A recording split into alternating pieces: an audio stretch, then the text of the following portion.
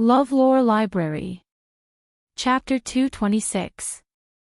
That's right, she didn't like him, and had even said bluntly that even after marriage, she wouldn't care if he found someone else. That was all because she had He-Eyes in her heart. If he let go, not long after, maybe Old Man Hay would agree to them being together, and then, in a fulfilling and happy life, she would gradually forget him as her master. Of course, he could also choose to completely lock her up before she privately pledged her life to another man. Beligaju had always been calm and graceful. But at this moment, he had lost all reason. Bang! Only the crisp sound of a chair being slammed could be heard. Beligaju had already walked behind He-Eyes with large strides, and pulled Helene Vivian behind him, almost unable to control himself from revealing his true face in front of the world. Helene Vivian was just about to ask He-Eyes, "Why are you pulling me?" when she heard He-Eyes say in astonishment, "Royal." Helene Vivian hurriedly raised her head, and only then did she see who was pulling her. Beligaju's pitch-black eyes were currently looking at He-Eyes with frosty eyes, and the person he was looking at was one of the few people in the world who wouldn't be afraid of him.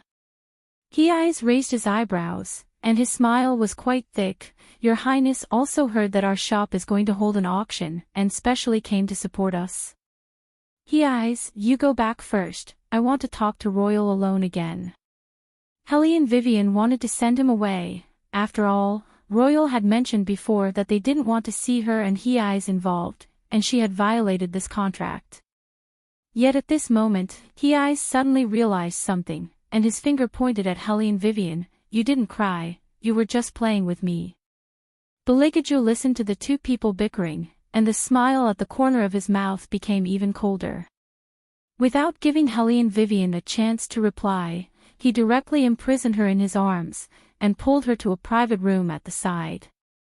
All the armaments in the auction house seemed to have been shaken by something, and all of them emitted a faint white light. What's going on? People looked at the armaments they were carrying with them in bewilderment. At this time, the Fire Kylan suddenly appeared beside Beligaju in an invisible state. "Master, please calm down. If you can't control your current martial chi, all the blood vessels in your body will flow backwards. Your memory and soul are not complete yet. If this continues, your form will appear." Roar!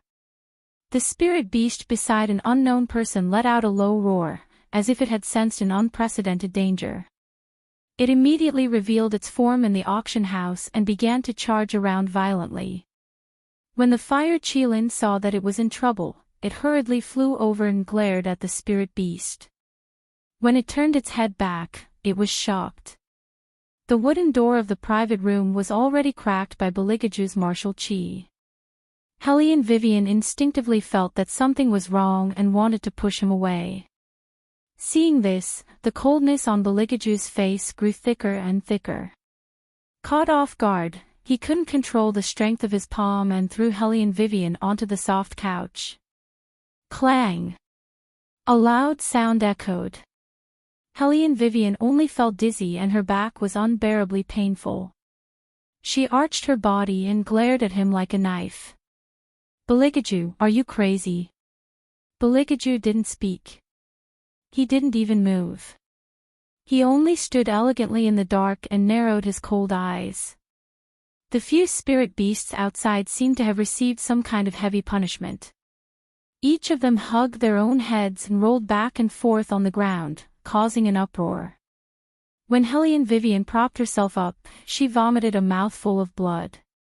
Beligaju looked at her and suddenly froze. He admitted that he had always been a cruel and ruthless person. But this time, he actually hated the power he was born with. He didn't want to hurt her. However, when his martial chi surged, his mind seemed to surge with many memories that didn't belong to him. Those elders in wanton robes called him monster. His thoughts couldn't calm down no matter how hard he tried. It was as if they had noticed the danger that came from his body. Helene Vivian frowned. Just as she reached out her hand, it was cut by the surging martial chi. She raised her eyes and looked at Beligaju's left shoulder with a surprised expression. A trace of astonishment flashed through her eyes. "Don't look at me like I'm a monster." Beligaju's fingers suddenly exerted force. Crack! A heavy crack appeared on one of the wooden beams above his head. Helene Vivian jumped up. Without saying anything, she directly reached out her hands and hugged the man with the arrogant back. Together with him, the two of them rolled to a safe position. The surrounding martial chi disappeared in an instant. Everything returned to normal. Only a layer of the beam was broken and it didn't fall down. The spirit beasts also seemed to have been comforted. Their bodies shrunk and they licked their claws, as if they didn't know what had just happened. Beligaju looked at the small face that was close at hand. Her warm and gentle breath filled his nose. Helene Vivian's breath was slightly chaotic as she opened her mouth. "What's going on? Do you want to destroy my martial arts practice? Then you should pay attention to protecting yourself, Your Highness." Beligaju's eyes were slightly dazed. He suddenly smiled and reached out his hand to gently stroke Helene Vivian's face. Such a delicate touch, such an intoxicating temperature. This is the prey that he had set his eyes on. Every time it happened, it would surprise everyone. Protection. Although this word sounded a bit overconfident. However, it didn't matter. He liked it very much. It's just that, this alone wasn't enough. Helene Vivian looked at his eyes and sighed. The reason why I met with Zhe today was because this martial arts practice firm was opened by him and me together. I forgot to tell you. You won't mind, right? You shook off the shadows these past few days just so you could meet with him alone. You opened a shop, but you never thought of telling me. Beligaju coldly asked, "Is it because in your heart, you don't want to let me know?" Helene Vivian, how much have you hidden from me? Or do you think that I'm not worthy of your trust and you're leaving yourself a way out? Helene Vivian heard this and felt a little guilty. She didn't think too clearly, but in her heart, she really did want to keep a distance from Beligaju. Because she felt that it wasn't good for the two of them to be involved too much. Now that Beligaju had hit the nail on the head, she didn't have anything to hide. That's right, I'm indeed leaving myself a way out. Beligaju looked at the hand that was protecting him. He only faintly grunted and said, "I know." Then he returned to his usual expressionless face. Helene Vivian thought that the royal was more intelligent and easier to communicate with. As long as she said it, he would accept everything gracefully and indifferently. However, what Helene Vivian didn't know was that just as she was smiling lightly at Beligaju, Beligaju made a decision. He was going to cut off all her escape routes. Then, she would only belong to him. Chapter 227. When Fire Qilin pushed open the door, it saw this scene. It couldn't believe it. Apart from it, who else would dare to be so close to its master when he was furious? It was stunned for a moment before it silently closed the door again. Then it hid its form and stood guard outside the door. Helene Vivian put her palms on the ground and tried to stand up. But Beligaju pressed her back down and said in a faint voice, "If you get up like this, what about me?" Helene Vivian didn't understand what His Highness meant and raised her eyebrows. Beligaju pointed at his arm with his slender fingers. Helene Vivian realized that when she was rolling just now, she was too reckless and hurt His Highness. Bandage it. Helene Wei felt that the most she had ever seen His Highness doing was bandaging His Highness' wounds. However, raise your finger. Helene Wei listened to the indifferent instructions by her ear. She really didn't understand. How did it become a certain highness helping her bandage when she merely cut her finger? But, how long would it take the royal family to tie this bow knot? Outside, the auction of armaments has already started. The time it took for a stick of incense to burn had already passed, but the third prince was still frowning and fighting with the silk cloth. His scholarly aura leaked out without a doubt. Helene Vivian wanted to say, "Put it down and let me do it." But she was afraid that if she was too direct, the royal family would think that she was mocking his intelligence. No. She was the one who was usually mocked for her intelligence. Finally, the royal family made a bow knot that wasn't too ugly. His thin lips slightly pursed. "Do you usually use this kind of silk cloth to bandage my wound?" "It's not very convenient." Helene Vivian. "Trust me, it has nothing to do with the silk cloth. It's all your fault." "Has His Highness never bandaged anyone's wound before?" "Yes." "Then when you get injured while practicing martial arts, do other people bandage for you?" "No, it's fine if I'm injured." Helene Vivian listened to His Highness's indifferent tone, and almost instantly, a cold and handsome little prince appeared in front of her. He let the blood flow from his forehead, but he didn't even blink. His eyes were calm and long, and he walked his own path. There was no one beside him, but he was so strong that he could almost hold up the entire sky. Was he lonely? He must be. Because he was born in the royal family, he was destined to be calculative and vigilant since he was young, which made him seem out of place in this world. He was a bit like young Master Tang, stand up and walk 2 laps. Bailey Jia Ju said faintly. Helene Wei Wei uttered an "oh" and really walked 2 laps. Bailey Jia Ju put down the silk cloth in his hand and said, "It seems that you didn't become stupid." Helene Wei Wei was about to retort. She heard Bailey Jia Ju faintly say, "I'm sorry." For a moment, Helene Vivian thought she heard wrong. She turned her face and saw that he was holding her left hand. She couldn't see the side of his face, only a faint outline. Some people look cold on the surface, but in fact, they are soft inside. "That's you, His Highness." Helene Vivian smiled. At this time, the first bell rang outside the door. It seemed that the panic just now didn't affect the normal auction of the martial arts.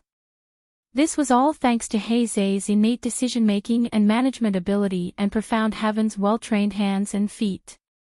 Although people were puzzled, they still put all of their attention on the martial arts that was about to appear. In the midst of the silver light, a folding fan with 100% lethality was born. Chen Yifeng gasped. He couldn't believe what he saw. A martial arts could actually be so exquisite.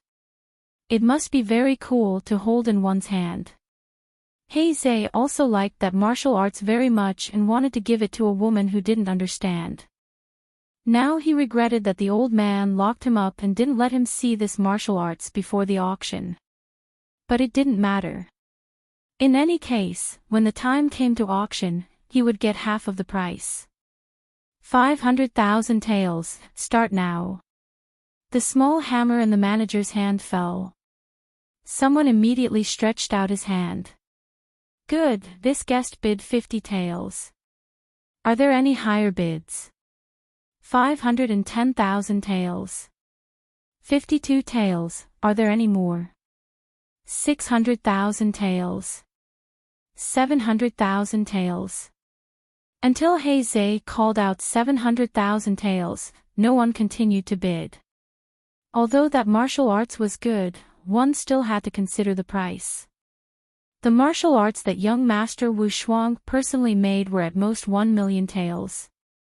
700,000 taels going once. 700,000 taels going twice. 1 million taels. Beligaju slowly walked out. His pair of eyes habitually half-squinted, faintly glowing. 1 million taels. Everyone sucked in a deep breath. That was enough to buy a big house. This martial arts was worth so much money. When Heizei saw that the bidder was Beligaju, his eyebrows slightly raised. Was he planning to fight with him? 1,100,000 taels. Heizei raised his eyes and met Beligaju's line of sight. Beligaju brushed his sleeves. 2,000,000 taels. Heizei instantly felt all of his blood rush to his head. I bid 3,000,000 taels. Beligaju raised his eyebrows and sized Heizei up a few times. Sure enough, he didn't make another sound. The manager started to bid, 3,000,000 taels going once. Heizei stared at Beligaju, but Beligaju didn't even move an inch. The manager continued, 3,000,000 taels going twice. Hellion Vivian instantly wrinkled her eyebrows. This man shouldn't have been deliberately bidding from the start, right? Heizei was actually dizzy from the hard-won joy. He turned his head and proudly smiled at Hellion Vivian, as if saying, "How was it? Big brother was awesome, right? I even got rid of the royal family." Beligaju looked at him and suddenly said indifferently, "Did you bring money?" Heizei was instantly petrified in place. Beligaju continued to speak unhurriedly, "It is said that old man Hei cut off your money. What are you going to use to pay for this auction?" Heizei finally reacted. He was tricked by His Highness. Profound Heavens never accepted credit, even if it was him. What should he do? 300 taels going thrice, sold. Damn it. Heizei fiercely cursed. No matter how unwilling he was, he still had to brace himself and go up. Hellion Weiwei silently looked at her good friend's collapsed handsome face and let out a long sigh. It was simply a complete defeat, a complete defeat. There was no other way. Heizei could only brace himself and find Nalan Hongya, and let the woman spend money to buy an armament for him. This was the first time he used a woman's money to buy something under the watchful eyes of so many people. His Highness simply didn't have good intentions.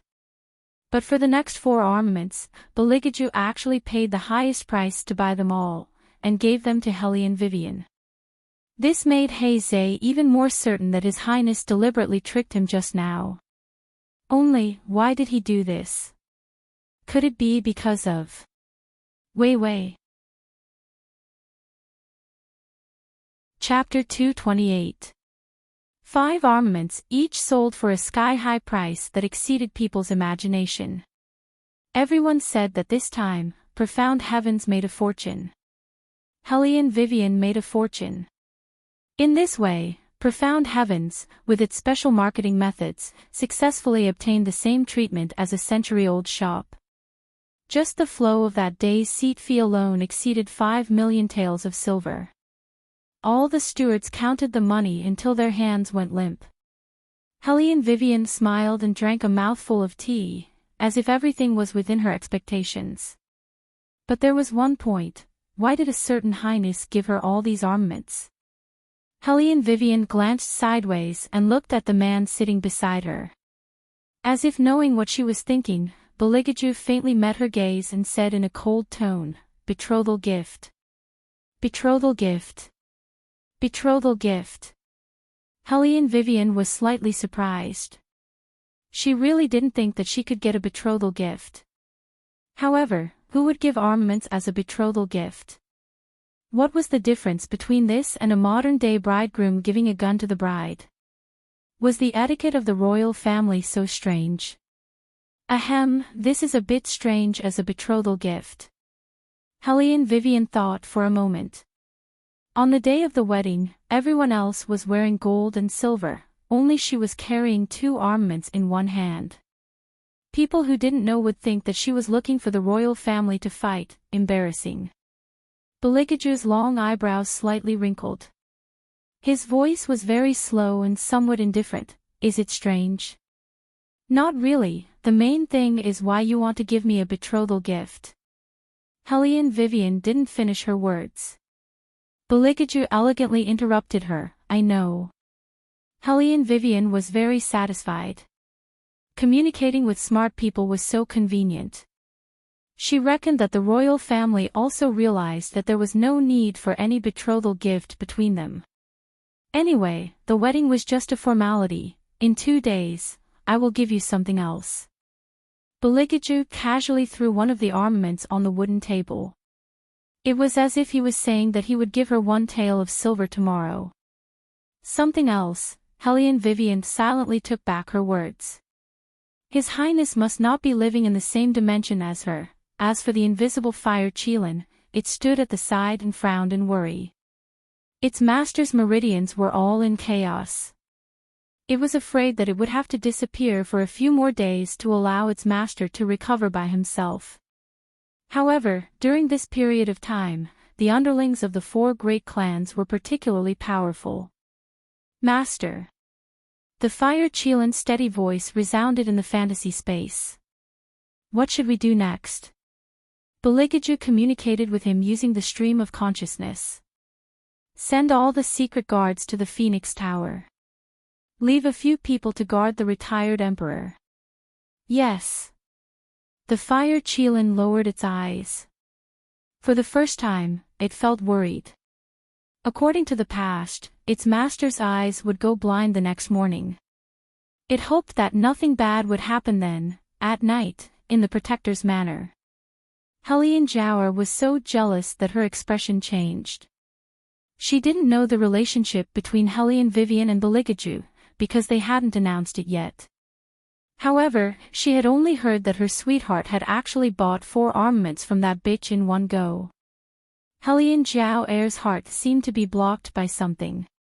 In addition to the matter that made her lose face today, right now, she simply couldn't wait to immediately tear Wei Wei into pieces.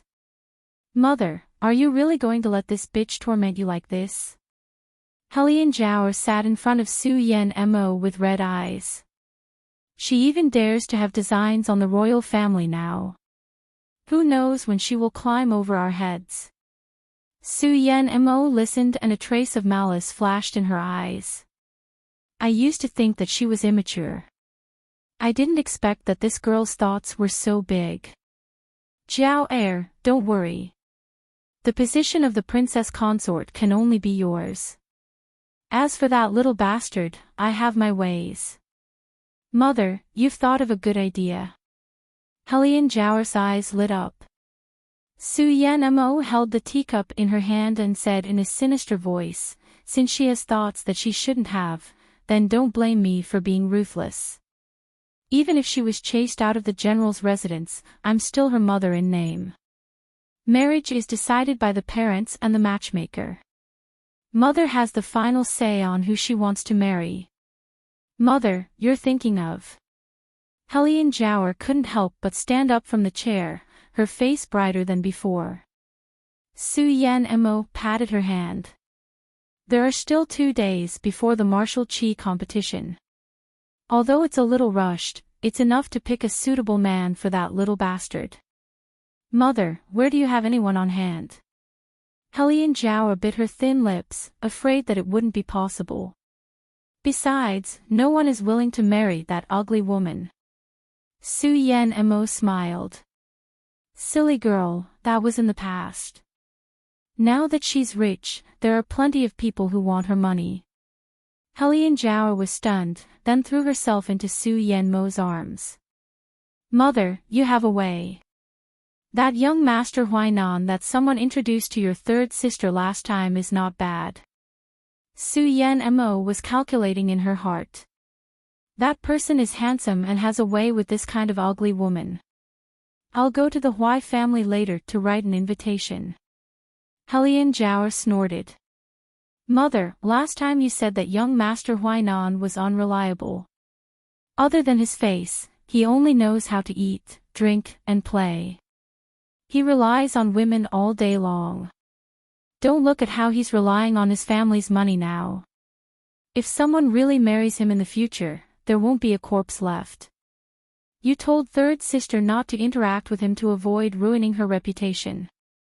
Why is it that when it comes to that little bitch, your words are different? Su Yen Mo knocked her head, the corner of her mouth became more sinister. If I don't say that, others will think that I'm mistreating that little bastard. The better I praise that young Master Huainan, the easier this matter will be. Don't worry, other than Mother, no one knows what kind of person that young Master Huainan is. Mother, you really dug a good hole. Helene Jower's eyes flashed with malice. Let's see what you, Helene Vivian, will do now. The next day, White Academy.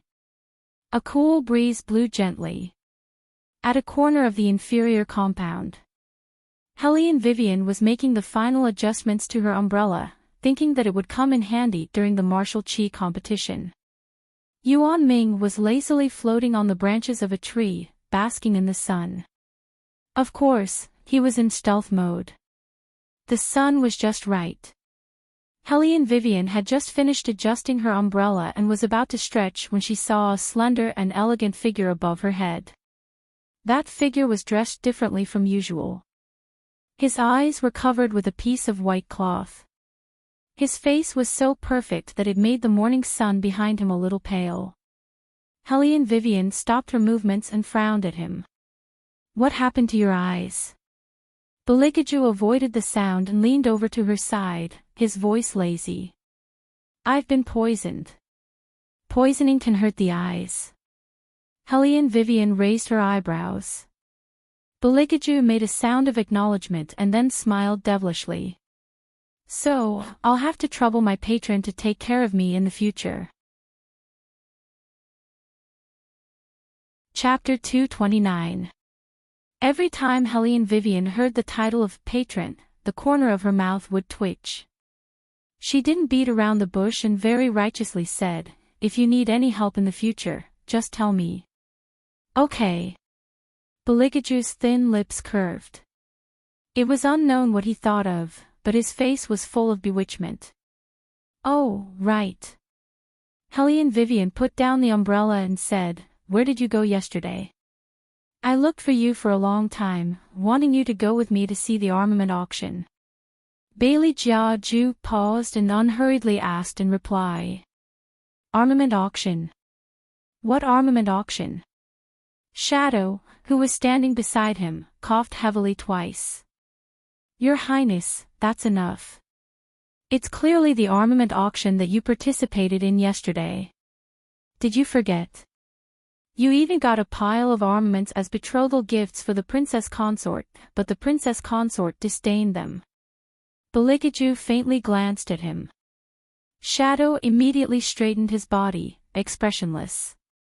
Helene Vivian looked at the master and servant strangely. Didn't you hear that Profound Heavens is holding an auction? I've been at home recently. Beligaju's words were true. These 2 days, he was indeed in the palace, thinking of ways to break the claws of those who looked down on his prey one by one. But this would obviously lead to ambiguous thoughts when listening to it. He was really two-faced. Helene Vivian also didn't dwell on this issue. She only said that if there was a chance in the future, she would bring Beligaju over. Beligaju quietly listened. Just as he was about to send Shadow away, he heard a voice in the distance announcing the good news. Congratulations, Miss Weiwei. Congratulations, Miss Weiwei. Congratulations. Helene Vivian turned around and saw a woman dressed as a matchmaker standing at the entrance of the academy. She was well dressed and had a dangling hairpin on her head. When she saw Helene Vivian, she jogged towards her. Miss Helene Vivian, good news, good news, good news. Helene Weiwei knew that woman. She was the famous matchmaker in the capital. As long as you had money, this matchmaker would do anything for you no matter what. Through her hands, many young girls had been ruined. For example, she tricked the parents of those girls into marrying their daughters to an old man who was over 60 years old and so on. When she and Murong Changfeng had an engagement, she would often come to the Defense Division manor. On the surface, it was to persuade her, but in reality, she wanted her to give up on this engagement as soon as possible. At that time, Murong Prince Manor actually opened up quite a few conditions through her mouth. This lackey, why did she come to White Academy today? How come I don't know what good news I have? Helene Vivian narrowed her eyes, a shrewd coldness flashed through her eyes. Matchmaker Zhang didn't know that the current Helene Vivian had changed. She only thought that she was calmer than before and no longer had that kind of stupid temperament.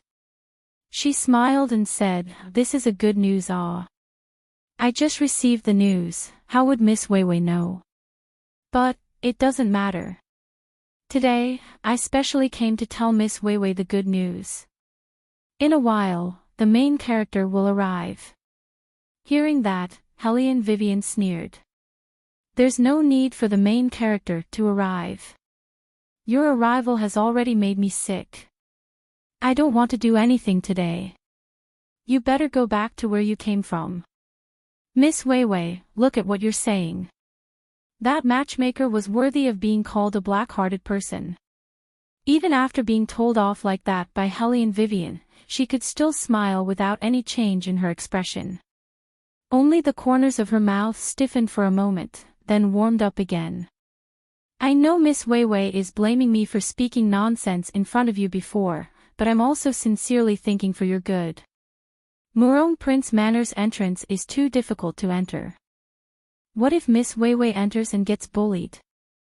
See, Miss Weiwei's fate has followed along. The Hawaiian family in the capital that makes silk and satins, their ancestors are also officials. Their status and position are all compatible with Miss Weiwei. The key is that this Master Hawaiian is very attentive to Miss Weiwei. He has already inquired about you many times from this old woman. His appearance is also very handsome, that kind of elegant gentleman's appearance. In the entire capital, he can be ranked as one of the top. Yet, he is interested in you. Tell me, isn't this a good news?" Hearing that, before Hellion Vivian could open her mouth, Aning was completely stunned. This person, was she here to propose marriage for the future princess?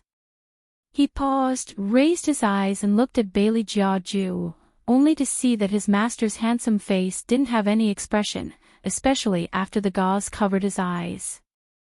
The only thing that Shadow could see was his cold thin lips. Hellion Vivian raised the corner of her eyes, the light in her eyes slightly cold. "This Master Hawaiian that you're talking about, I've never heard of him. How can you say it's a good news?" Grandma Zhang exclaimed, "Miss Weiwei, don't be anxious, Master Hawaiian will be here soon." Hearing the other side deliberately distorting her words, and even shouting loudly, she simply wanted to make the whole White Academy know. Hellion Vivian looked at her, suddenly sneered, and lifted her foot to kick that Grandma Zhang's body. Grandma Zhang did not expect that Hellion Vivian would be so ruthless. Her forehead heavily knocked on the tree, and she could only hold her stomach and wail in pain. Hellion Vivian pinched her chin, and said fiercely, "If I hear you say one more word, I will cut off that tongue of yours that likes to spread rumors, and feed it to the dogs." Grandma Zhang was completely frightened by the coldness in Hellion Vivian's eyes. How could she have that kind of gaze, as if she wanted to kill her? Grandma Zhang's heart was greatly shocked, and her whole body was unusually cold. Her whole body seemed to have suddenly fallen into an ice cave, and she did not dare to say anything more. She even regretted accepting this business deal. At this time, a person walked over from afar, dressed in brocade and satin, holding a folding fan in his hand, fair and clean, with a somewhat elegant appearance. Seeing old lady Zhang lying on the ground, that pair of eyes looked at Hellion Weiwei again, with gentleness like water. "Miss Weiwei, you're still the same as when I first saw you, straightforward and lawless. But don't blame old lady Zhang, I was too anxious, so I asked her to speak on my behalf. I'm afraid Miss Weiwei has already forgotten about me. After all, at that time, you only had Lord Murong in your heart."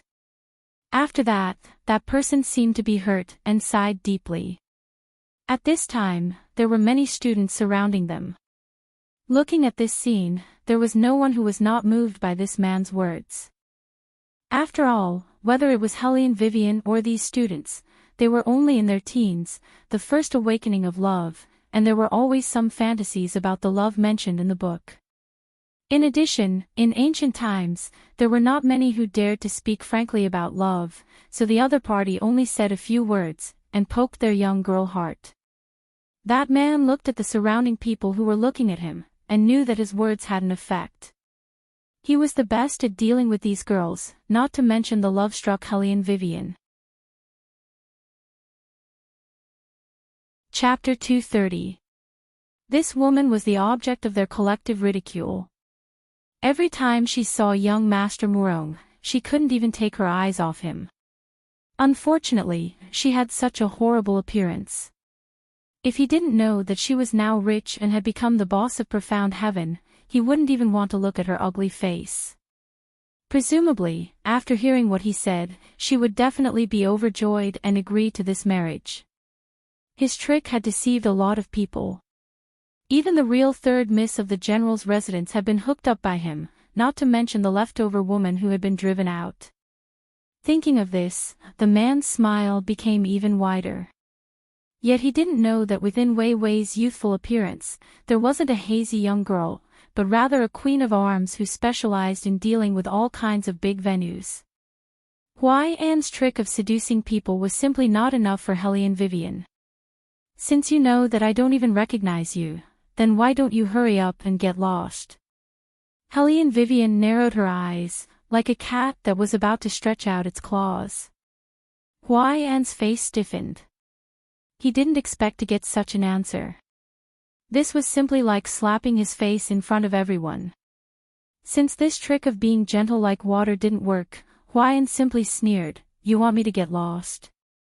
The general's residence has already accepted my betrothal gift, and now you want me to get lost? Where is the matchmaker's word in the world?" Everyone looked at each other. According to reason, once the betrothal gift was accepted, it meant that she agreed and had to marry. Otherwise, she would be reprimanded by the world. Hellion Vivian originally didn't care about this kind of thing, but when she thought of the royal family once said something to her about reputation, she could only restrain her temper and didn't wave her fist at Hua An's face.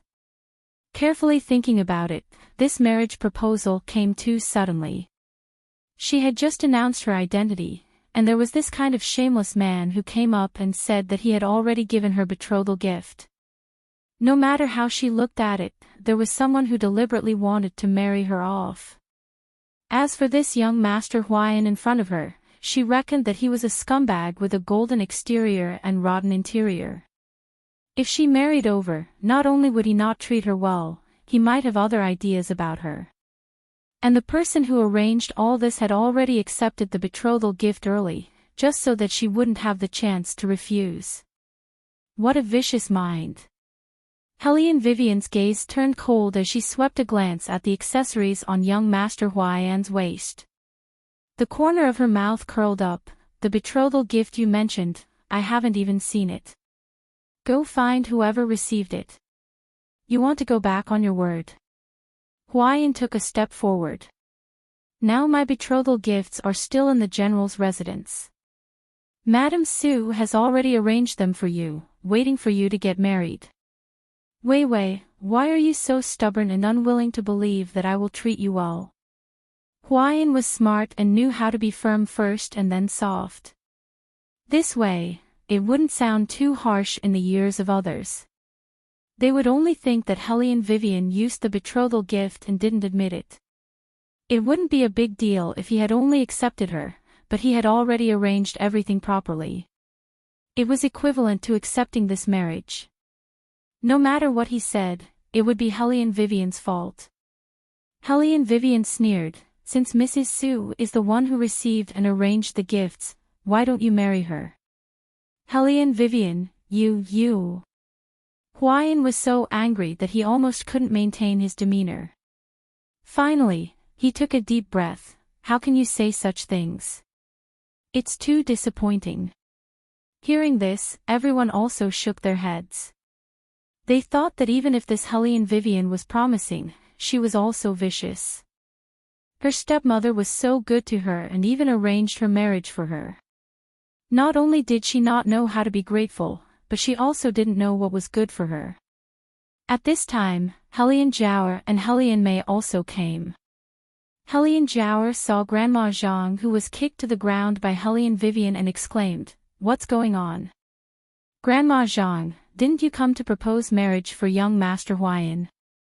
How did it become like this?" Miss Zhao Air. Old Madame Zhang looked as if she had just seen her family member. She wiped the blood from the corner of her mouth and said, "What sins did I, old Madame Zhang, commit in my previous life? I was kind enough to help, but I was beaten up. I've said so many things, but I've never seen anyone like this."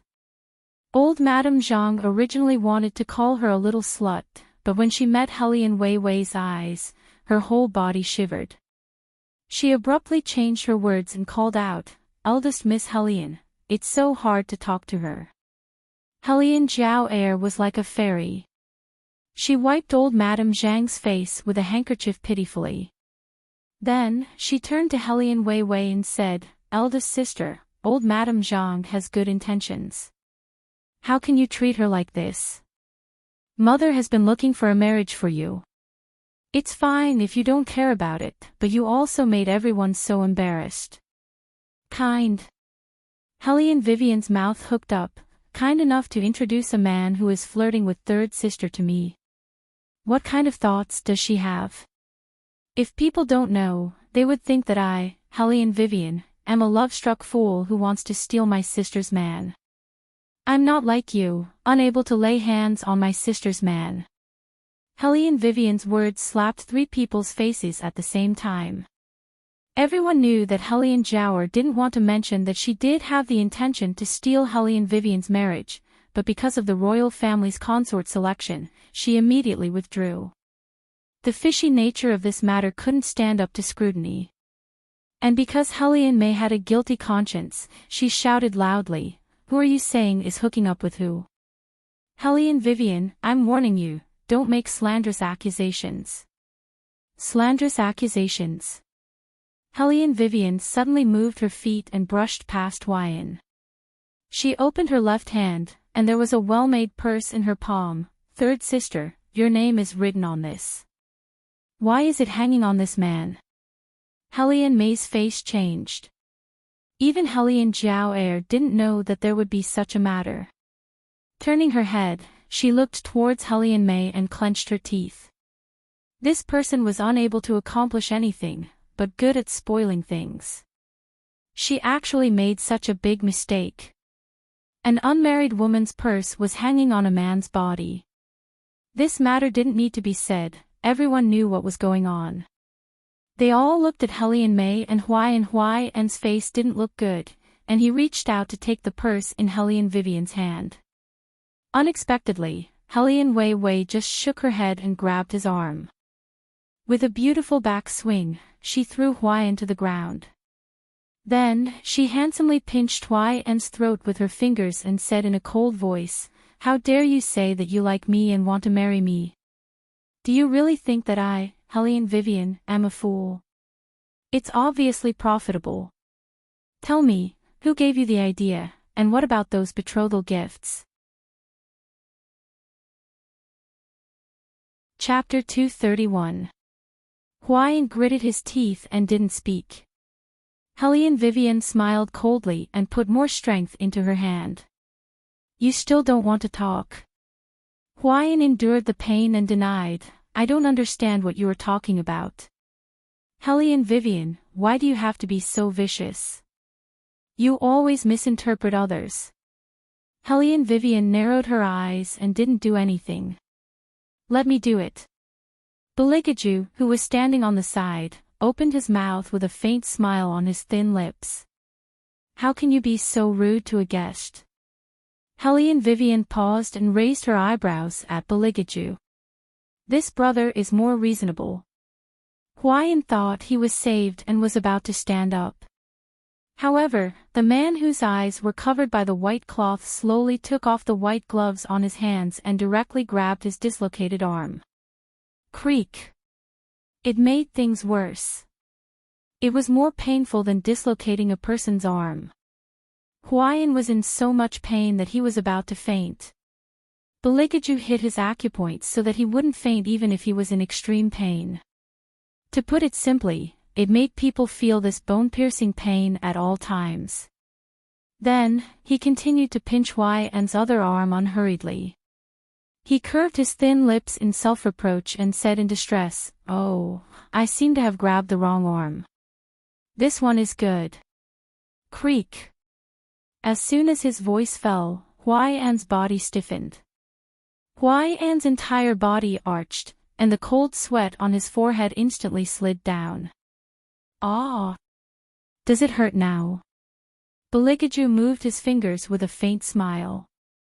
When he lowered his eyes, Hwai-An almost had the illusion that he was looking at a demon. Even if he was so handsome that he was harmless, Hwai-An still wanted to escape. Yes, his first reaction was to run away. Fear was the only thought in his mind. However, he couldn't even move. A murderous voice rang in his ears, as if it was demanding his life.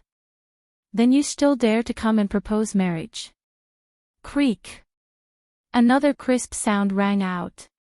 It was so loud and merciless that the people standing around trembled.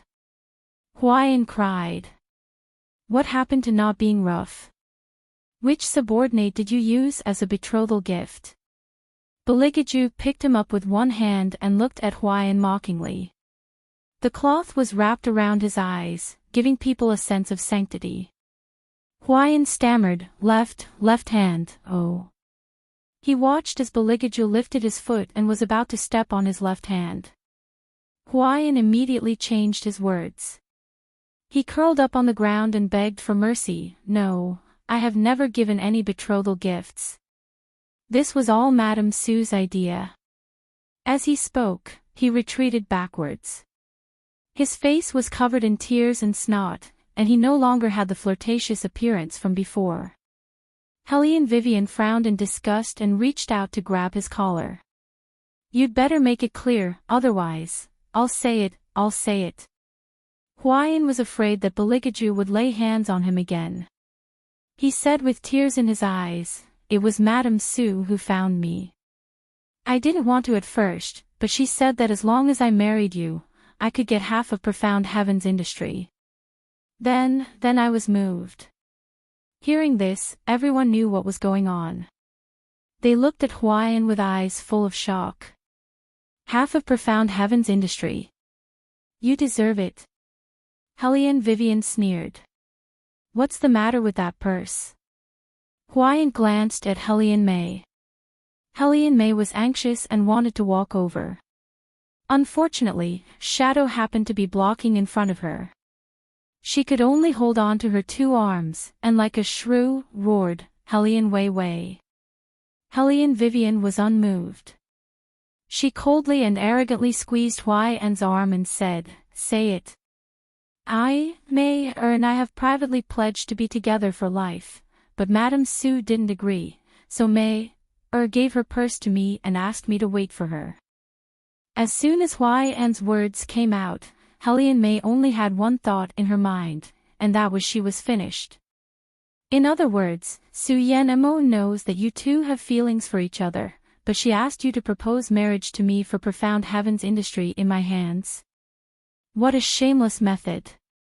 Hellion Vivian raised her foot and kicked Hwai-An away. As she spoke, she looked around at the students, and finally her eyes fell on Hellion Jower, who wanted to leave.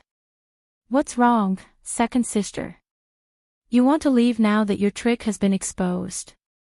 Have you forgotten that you and your mother spent money to buy Granny Zhang?" Hellion Jower's body stiffened, the deathly pale color on her face was inadvertently exposed. She only felt that she had lost face to the bone. Hellion Vivian smiled and said in a faint voice, "Doesn't Madame Sue like to accept betrothal gifts? Since she has accepted young Master Hwai-An's betrothal gift, she should give him a daughter. I think third sister is just right." Hellion Vivian, you. Ever since her mother called her, Hellion May had never thought of marrying Hwai-An. Marrying such a man was like pushing her into a fire pit. "My marriage is not for you to decide." Hellion Vivian's eyes turned cold. "Third sister, why are you so unhappy? Could it be that there is something wrong with Hwai-An? Madame Sue is so nice, she pushed away a man her own daughter doesn't want and said it was for my own good?" Hellion Jiao looked at the people around them who were pointing at them and pulled Hellion Mei back. Shut up. Do you want mother's reputation to plummet? But I can't marry Huayan. Second sister, it has been a long time since the matter between me and Huayan. Hellion Mei hurriedly grabbed Hellion Jiao's hand. What's more, mother said that I can't marry into their family. This little bitch clearly did it on purpose. She deliberately forced me to agree and let me marry into their family. Hellion Jiao was also very angry, but there was nothing she could do. Agree first. Second sister. Hellion Mei couldn't believe it. This is a big matter in my life. Otherwise, what do you want to do? If you ruin mother's reputation, you will also be kicked out of the academy. Think about it, the academy doesn't allow you to meet a man in private, let alone you don't want to marry. Who else can you marry? Hellion Jiao shook off her hand. Will father keep a daughter who ruins his reputation at home? Hellion Mei froze, and her face was blank as if she had lost all hope. She fell into the servant girl's arms in a daze. Hellion Jiao also didn't want to make a fuss to this point. Just as she said this to Hellion Mei, the fairy image she painstakingly maintained was greatly reduced. When Madame Su received the news, she was so angry that her whole body trembled. In fact, there was no betrothal gift. It was just a scheme she came up with to push Hellion Vivian into the fire pit. In the end, not only did she not succeed, but she also had to give away a daughter for free. That was the old lady she had doted on since childhood. Although she couldn't compare to Jiao Er, she was still Madame Su's favorite. Chapter 232. She was the apple of her eye since she was young. Although she was not as good as Jiao Er, she was also Madame Su's favorite. This cut was already painful to the point of anger. Good, what a little bitch.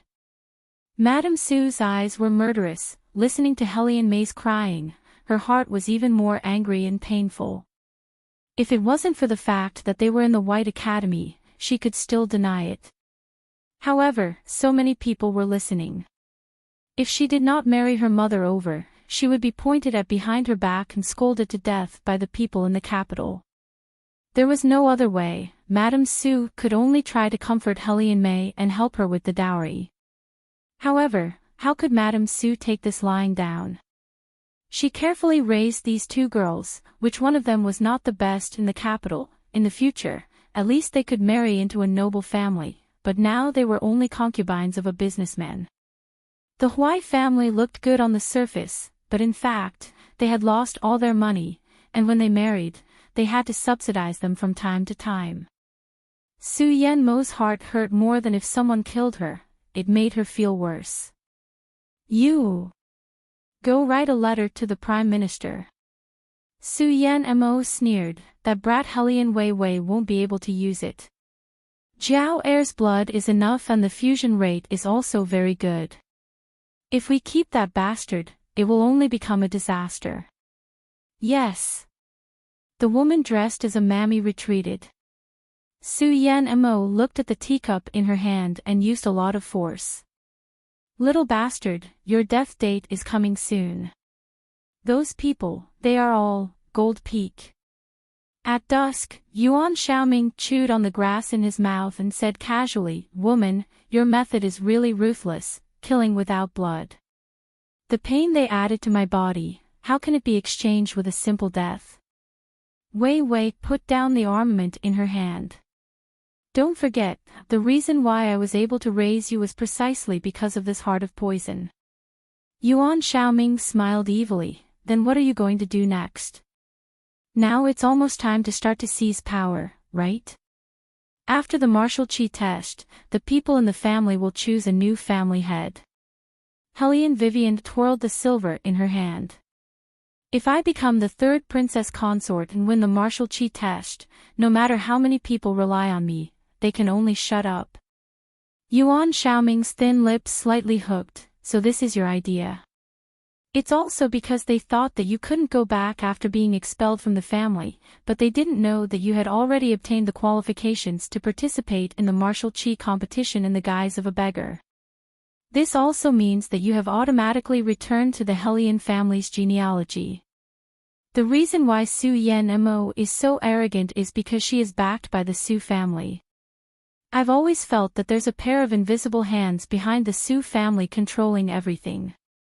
Otherwise, just based on Su Yen Mo's 1 or 2 moves, how could my Hellion family be reduced to such a state? Hellion Vivian narrowed her eyes. When I was young, I didn't remember, but I always knew that my grandfather was powerful. He was resourceful and not in a hurry. It's not an exaggeration to describe him. No matter how I think about it, it shouldn't be this end. Yuan Xiaoming's eyes lit up. So, you plan to take it one step at a time and force out the behind-the-scenes manipulator. Hellion Vivian faintly hummed, and her eyes were long. I will never let go of anyone who has hurt my family. Then, let me see how far you can go.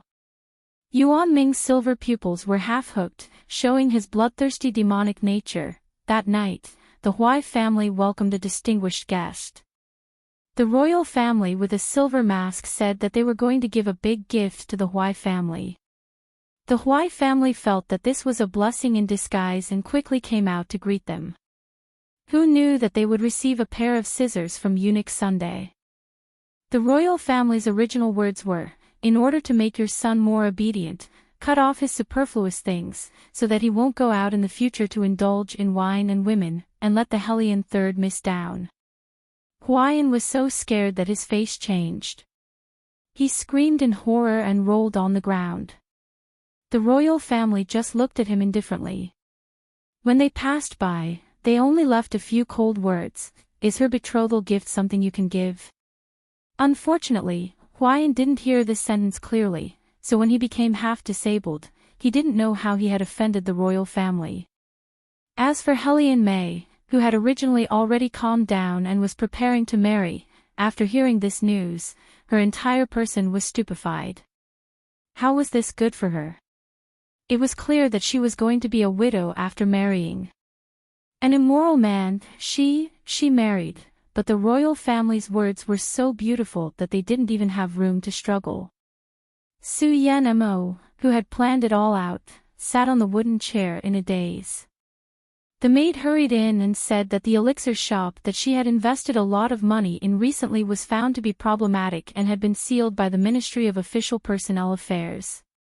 Sealed. Su Yan Mo murmured in a daze. How is this possible? Does the Prime Minister know? The maid hung her head. The Prime Minister can't control it, as ministers can't run a shop privately. How could Su Yan Mo not know this? However, in her impression, the people from the Ministry of Official Personnel Affairs had never dared to touch her. That was why she had invested all her belongings in the elixir shop, intending to make a huge profit. She thought that even that little bitch could make money. She had so many connections, she would definitely earn more than her. But now, gone, everything is gone. Su Yan Mo stood up and threw the teacup in front of her. Go and tell the Prime Minister to kill that bitch immediately. Yes, yes. The maid was so scared that she quickly left. But almost everyone in the capital knew what Su Yan Mo had done. Not only was she harsh to her stepdaughter, but she was also thinking about the money of a stepdaughter who had been kicked out of the house. She was simply shameless. On the surface, no one said anything, but behind the scenes, they had already started to talk about it. This was the effect that Hellion Vivian wanted, to kill with a nod of the head. To deal with people like Su Yan Mo, it was necessary to kill her bit by bit. Hellion Wei Wei put away the umbrella in her hand and strolled back into the courtyard. Her blood vessels started to faintly heat up. Finally, it was time for the martial chi competition. Before the competition, every participant had to collect their number 1 day in advance, and only when their number was called would they go on stage. Hellion Vivian originally wanted to go on her own, but when she went down the mountain, she happened to bump into her desk mate, who was looking sideways and giving orders to the servant who usually followed her around. Helene Vivian felt that this scene was slightly familiar, but she couldn't remember where she had seen it before. When Beligaju turned around, his expressionless face made Helene Vivian feel that it was unfamiliar. "Who's there?" Even his voice was a little cold. Chapter 233. Helene Vivian rubbed the bridge of her nose and walked out. "It's me. Sugar Daddy." When Beligaju's eyes were covered with the white cloth, he looked extremely clean and harmless. He was like a jade-like young master, peerless and magnificent. Helene Vivian was helpless. "I told you not to call me that. What were you and your servant talking about? You were so mysterious. Something might happen at home tomorrow, so I let him go back." Beligaju's voice was very light. Helene Vivian had already thought that he was like her when he entered the school. His family's power was seized, so she understood and didn't continue to ask. She only asked, "What will you do if he leaves? Your eyes haven't recovered yet, right?" "I don't know." Beligaju slightly tilted his head, looking a little proud. "I'll probably have to stay in the school for the whole day. His Highness is definitely pretending." Shadow raised his eyes and looked at the sky. "Because he was the one who sent him away." Helene Vivian looked at her deskmate and thought for a moment. "Why don't you follow me down the mountain? Will I disturb you?" Beligaju fully demonstrated his politeness when necessary. However, this kind of politeness made Helene Vivian even more feel that she should bring her deskmate along. "No, I'm just going down the mountain to get a token anyway." "Okay." Beligaju smiled and looked at his hand again. His voice was very pleasant. "It's just that I can't see right now, so it's not very convenient for me to walk." Helene Vivian was a person of action. When she heard him say that, she directly walked over and held his hand. She walked forward without looking back, natural and handsome, with a peaceful face. Beligaju paused for a moment, then the corner of his mouth curved up. That curve was called "Evil Plan Succeeded." The evening light shone down, elongating their shadows. The students coming and going could see that on the bluestone slope where Lin Ning went down the mountain in groups, a gentle breeze blew and white petals fell. A girl with slightly dark skin was holding the hand of a young man who was so handsome that even heaven and earth paled in comparison. Their green and white robes fluttered gently as they were entangled together. They had been together for thousands of years. When Helene Vivian received her token, she received it from the commoners. Along the way, she didn't see any familiar faces. They were all young men and women selected from various places. No one knew each other, so no one was surprised to see Helene Vivian here. Helene Vivian was also successful in getting the tag, but her deskmate's face was too eye-catching. She was surrounded by a group of people in no time. "By the way, why aren't you participating in the martial chi competition?" Helene Vivian seemed to have thought of something. She turned sideways and looked at her deskmate with a hint of doubt in her eyes.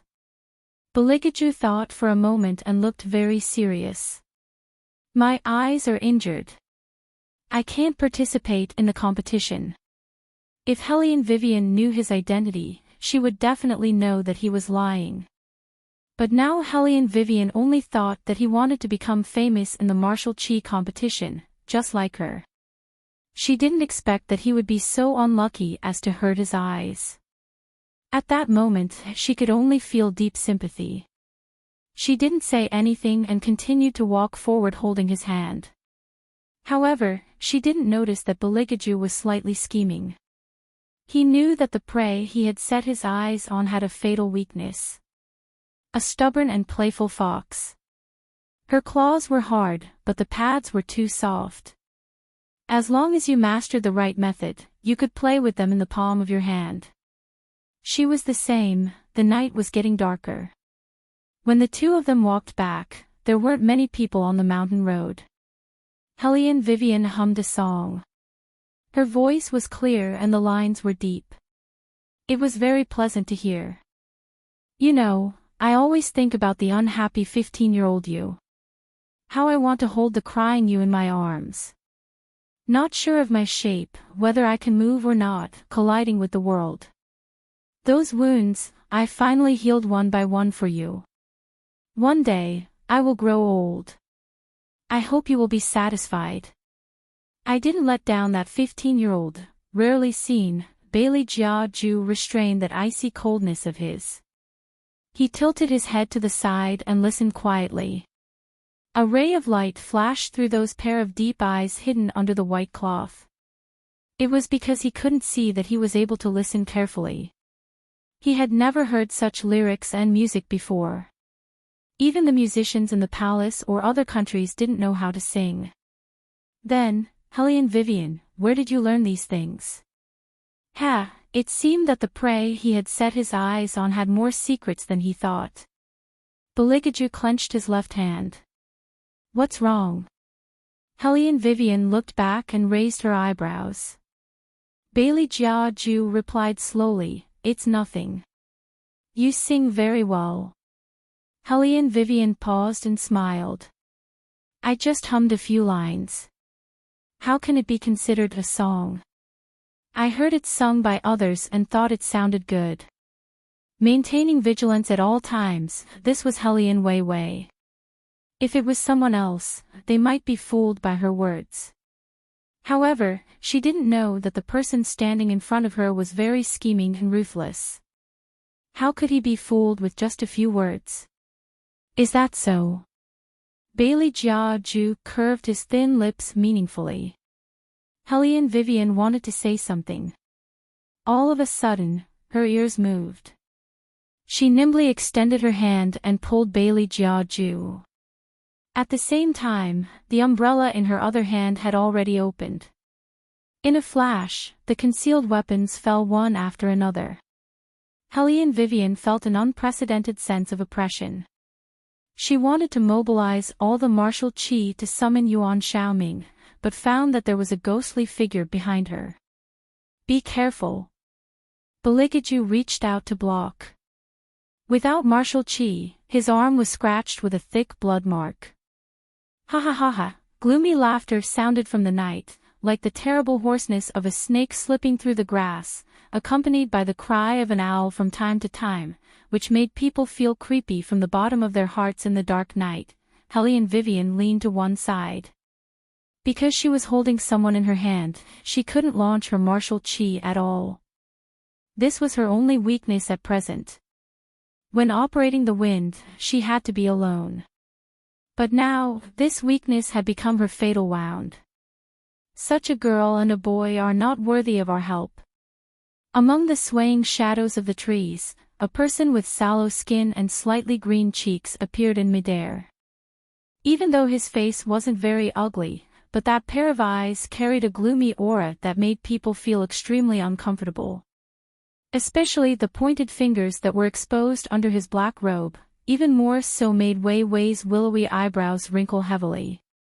Moreover, they were not alone. Chapter 234. Ding-ling. The crisp sound of the metal bell was like a small ripple on the surface of a lake that was suddenly hit by raindrops. It abruptly spread out in the air, and the air that suddenly quieted down was filled with a kind of awe-inspiring atmosphere. She didn't know why, but every time the bell rang, the air that blew on her back became colder, just like a cold ghost. Hellion Vivian keenly felt that the surrounding temperature was rising at an imperceptible speed.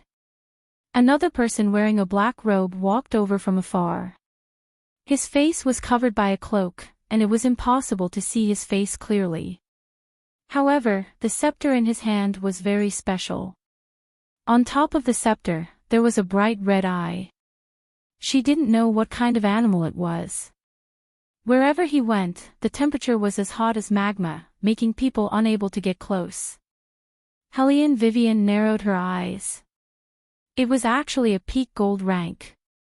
The other party's strength was much higher than hers. She once heard from Elder Huan that those who reached the peak of the gold rank would possess spiritual power. They would adjust their own martial chi according to their own martial practice, making it appear real and substantial. If one wanted to understand this method, they would need to possess a strong and pure enough martial chi, have a long enough lifespan to practice, and possess a superhuman perception in order to succeed. Those who broke through the peak of the gold rank were basically existences at the bone ash level. Even in the entire Dragon War Empire, there were only a few of them. And at this moment, the two people standing in front of Helly and Vivian were actually both peak gold rank. As the surrounding temperature became higher and higher, the brand under the black-robed person's feet became clearer and clearer. Clusters of flames rose from the ground. The legendary Purgatory Flame. Only the fire Qilin could resist this attack. It was said that all living things that were placed in the Purgatory Flame would be burned to ashes by the Purgatory Flame. If other people saw this scene, they would definitely think of a way to escape. However, Helly and Vivian didn't let go of Beligaju's hand. This way, it would definitely be difficult to fight. Only a few banging sounds could be heard. Although Helly and Vivian's small face didn't change much, a trace of blood flowed out from the corner of her mouth. It was as easy as stepping on an ant for the two of them to deal with her. Your bones are quite tough. The man in black smiled coldly and raised the staff in his hand, since you can use a body without the slightest bit of martial chi to receive this move of mine, but this time, you won't be so lucky. The black-clothed person leaped up, the flames around his body transformed into a scarlet flame beast that flapped its wings and broke free from the sea of fire. It opened its bloody mouth and circled back and forth, howling as it spat out raging flames, ferociously pouncing toward Wei Wei. If it was an ordinary person, they would have already been burned into a pile of ashes. However, Helly and Wei Wei used the umbrella in her hand and rotated the angle with one hand, blocking those raging flames. Bang! SSS blood. The two people didn't give her any time to think. As soon as one person finished his attack, the other grabbed towards Helly and Vivian's back. Beligaju listened to the sound of the wind around him and turned around. He held Helly and Vivian in his arms and rolled towards the bushes at the side. Damn it! I actually missed. A blind person's reaction is actually so fast. The black-robed person with long black fingernails clenched his hands in displeasure. Looking at the person who quickly disappeared into the night, a trace of malice flashed in his eyes. The person with the scepter raised his eyes, his voice indifferent and filled with a thick aura of death. If they roll down from here, it will be a cliff. Perhaps they would have already been smashed to pieces. That girl is a good seedling. She can actually receive 2 of my attacks. If you weren't here, perhaps she could have received a few more of my attacks. Unfortunately, she was so blind and blocked the path of the Phoenix girl. Who's that brat beside her? His reaction is quite fast. Don't worry about it. Anyway, they won't survive. Drip, drip. Water dripped on her face. When Helly and Vivian woke up, her first reaction was to look at her tablemate. The cloth covering the man's eyes was still on, but the side of his face was scratched by a rock. He probably got injured while protecting her when they rolled down. His arm also needed to be bandaged. But obviously, there weren't any healing herbs here. They seemed to have fallen into a cave, and below them were cliffs and precipices. These precipices became a natural barrier against the wind, and the inside of the cave was another lush scene. There was a high-hanging waterfall on the cliff that flowed down into the pool. Surrounded by green trees, the pool was clear and bright, like a piece of transparent crystal. There was no way to walk in front. Helly and Vivian tried to move her arms and legs. Her limbs were limp as if they had been crushed, but there was no pain. First, she took out a pill and made the man swallow it. Then, she glanced at the black blood flowing out of his arm. Without any hesitation, she lowered her head and sucked the blood out, spitting it to the side. It was indeed poisonous. But fortunately, the poison didn't enter the bone. According to reason, it should be her injury that was more serious. It was just that at the moment of falling, he had been protecting her with himself, so he was in such a mess. Helene Vivian was grateful, but at the same time, she was a little worried. She called Yuan Ming several times, but that guy seemed to be dead. Was there a problem with this cave? Speaking of which, even when they were fighting on the mountain just now, Yuan Ming couldn't wake up. In other words, there was indeed a problem here. However, as long as she was not dead, everything was not over yet. However, she didn't have much time to waste. Tomorrow was the martial chi competition. If she didn't show up on time, she would be judged to automatically withdraw from the competition. Then, her long-term efforts would be ruined. Helene Weiwei lowered her head and looked at the bottomless cliff below her feet. She decided to first recover, then solve this matter. She slowly closed her eyes. Her thoughts moved slightly, and she felt as if there was an extra kind of gas in her body, like a stream of water trickling through, warming her whole body. Helene Vivian spread the airflow to the major acupoints around her body, trying to change their position so that she could break through the choking point and reach a new height. However, there was a sharp pain in her chest and various acupoints. The blood in her whole body began to surge restlessly, as if it was going to burst out of the skin. Helene Vivian endured the pain, stubbornly refusing to restrain the airflow that was getting more and more out of control. Then, she suddenly exhaled, and her whole body overflowed with a colorless light. As if it had sensed this light, a faint sigh suddenly came from within the cave. Chapter 235. It's been 10 years. For the past 10 years, no one has entered this place. Just as I'm about to pass away, someone has entered. Could this be the will of the heavens? That old and gentle voice echoed in the valley. It was as if a senior monk was reciting sutras in the morning. The sound of Buddha's voice was steady and steady. The cliff of reflection was very steep. The distance from the bottom to the top was more than 10,000 feet. Even if a person with peerless martial arts jumped down, there was no place for him to lean on. He would be smashed into meat paste by the force of the fall.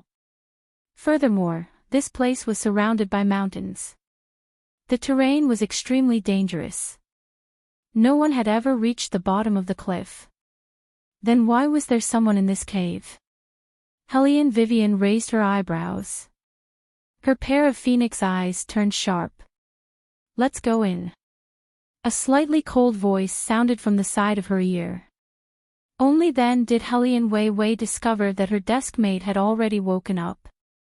That handsome and fair face was still stained with bloodstains. Under his ink-black hair was a pure white cloth. It just so happened to cover his eyes. Not only did it not make him lose a trace of his bearing, it instead made him look more demonic and soul-stirring. Helene Vivian nodded. Naturally, she reached out and grabbed his arm. Her voice was clear. Watch your feet. There are vines. Okay. Beligaju's lips curled. When he walked over, he tried to use the martial chi in his body. His thin lips carried a faint smile. When the two of them went through the cave, they had to bend down. When they were close, Helene Vivian felt as if her entire body was being pulled into the embrace of the person behind her. Especially when his breath brushed past her ear from time to time, it made her subconsciously shrink her neck. She didn't know if it was because he couldn't see, but when his hand reached out from behind, it seemed to slide past the softness in front of her chest. Helene Vivian felt that it was too embarrassing to talk about such things, so she could only silently change her position.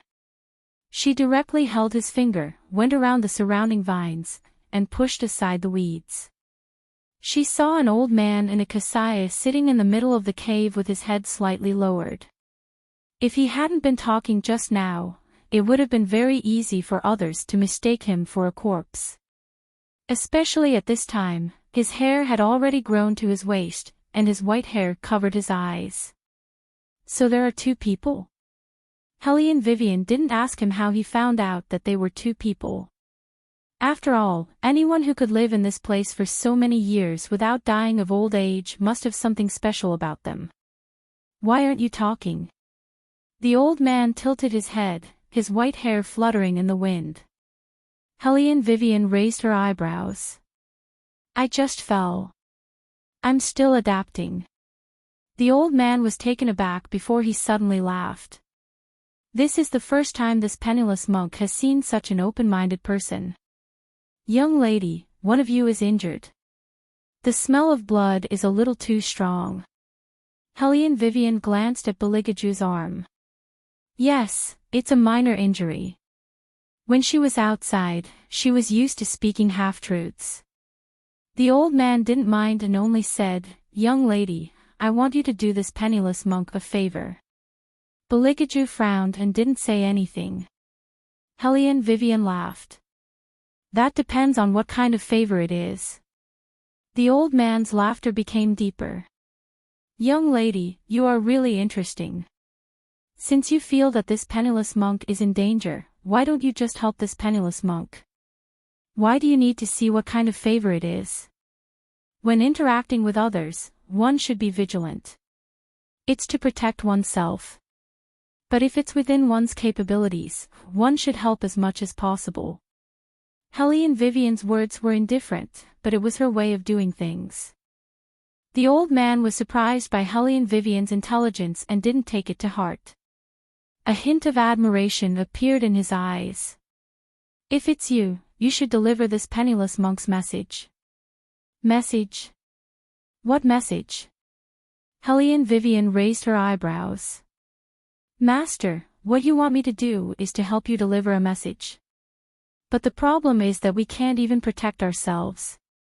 Whether we can get out or not is another matter. The old man laughed. The entrance of Fox Valley opens once every month on the day of the full moon. It only lasts for a short 2 hours. According to Fushi's technique, the entrance is a path of reincarnation with 9 deaths and 1 life.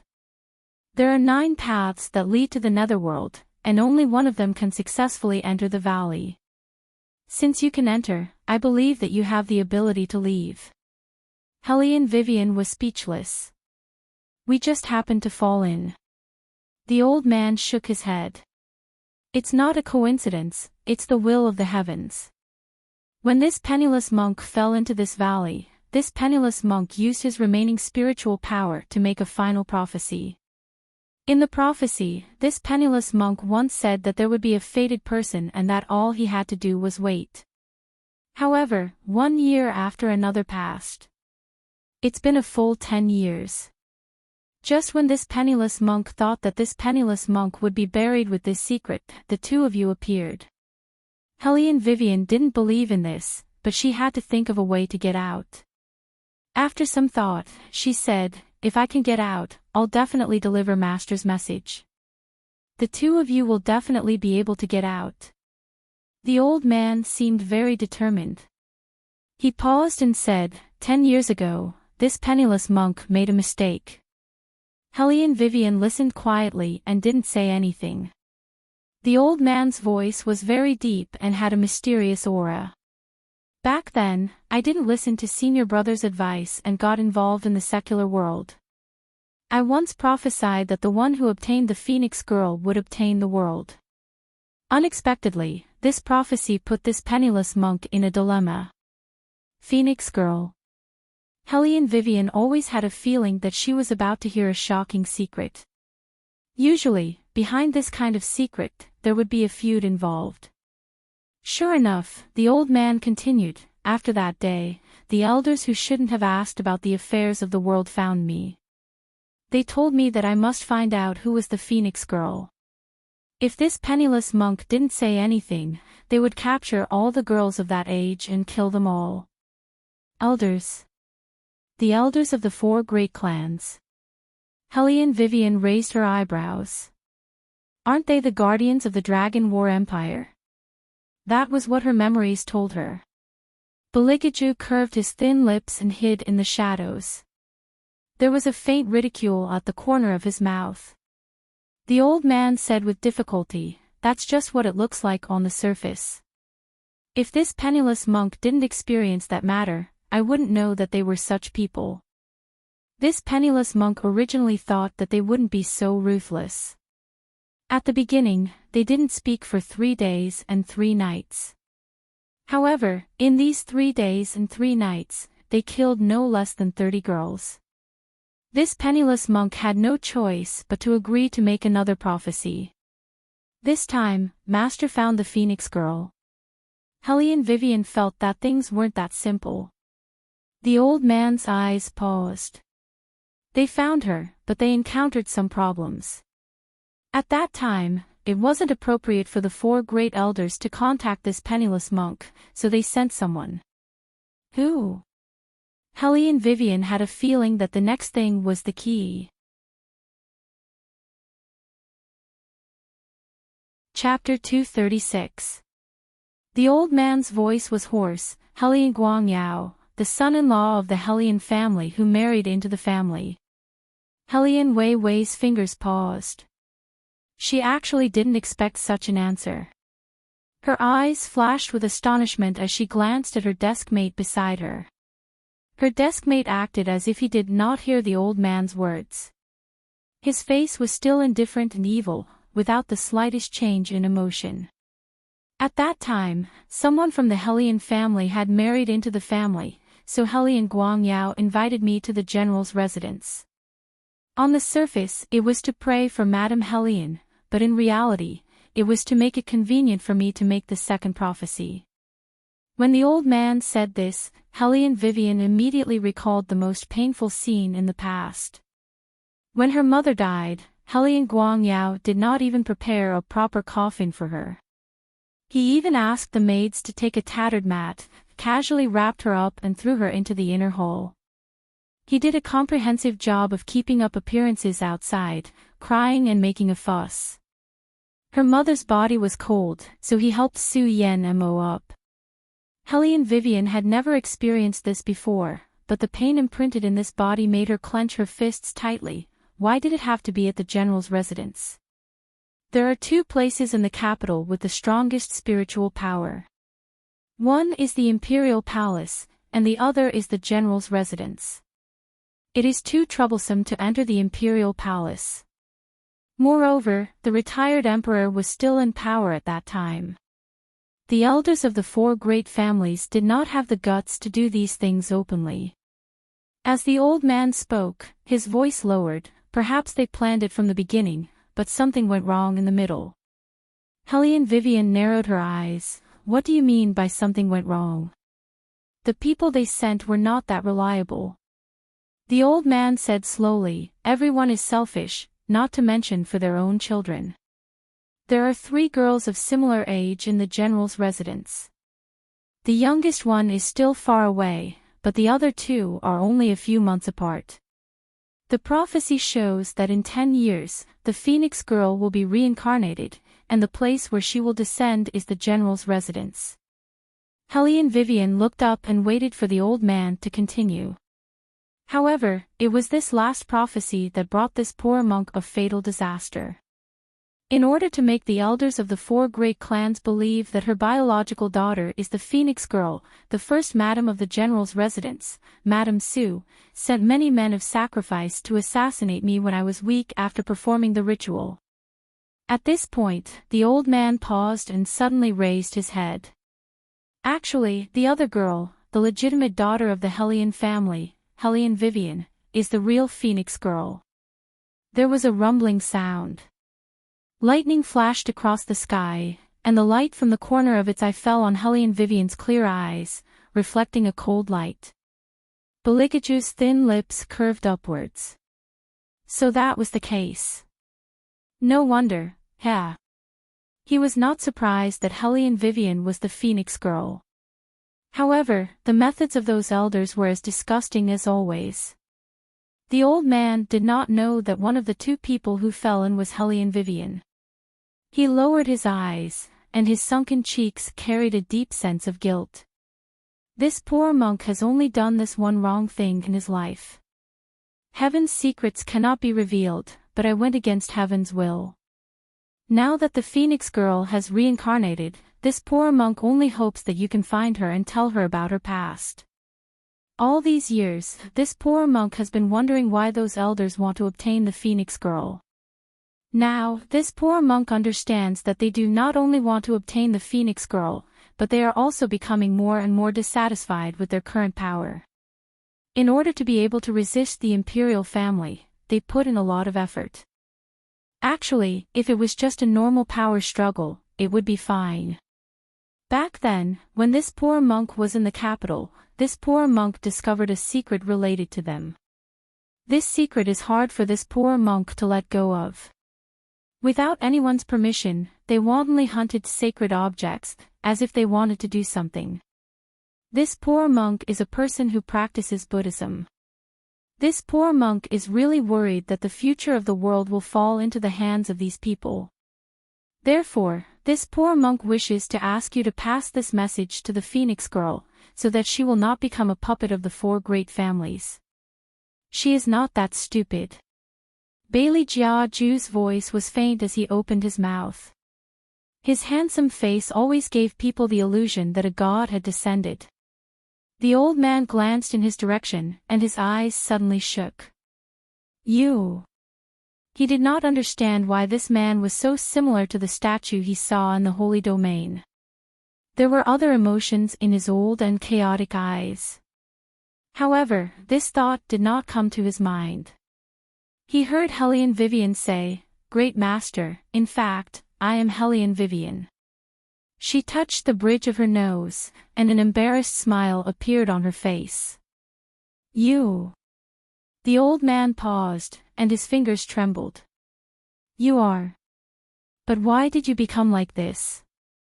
Hellion Vivian knew that the old man was talking about her skin. After thinking for a while, a small tomato appeared in her hand, and then she wiped it across her face. Her astonishingly beautiful face was revealed under the moonlight. After mother passed away, Madame Soup poisoned me. Hellion Vivian sneered. She was probably worried that I would steal her daughter's limelight. However, it is also thanks to her thoughts. Otherwise, who knows what kind of trouble my face would cause. This was also the reason why Hellion Vivian did not restore her original appearance. The old man sighed. It is all this poor monk's fault. If it were not for this poor monk, if it were not for Great Master, I am afraid that I would have become that puppet right now. Hellion Wei Wei chuckled as she continued his words. Then, with a backhand wipe, she turned that little face into a slightly darker color. The old man looked at her, and a burst of laughter entered her ears. Fate really makes fools of people. I never thought that I would be able to see the Phoenix girl again before I passed away. I can make up for my past mistakes. Great Master, you are too serious. The one who made the real mistake is not you. Hellion Vivian's eyes turned cold. The old man looked at the moonlight outside. It is getting late, Phoenix girl. Hellion Vivian raised her eyebrows. She saw the old man move his left hand, and his palm seemed to be filled with endless spiritual energy. It flowed along the lines, and all of it flowed into the top of Hellion Vivian's head.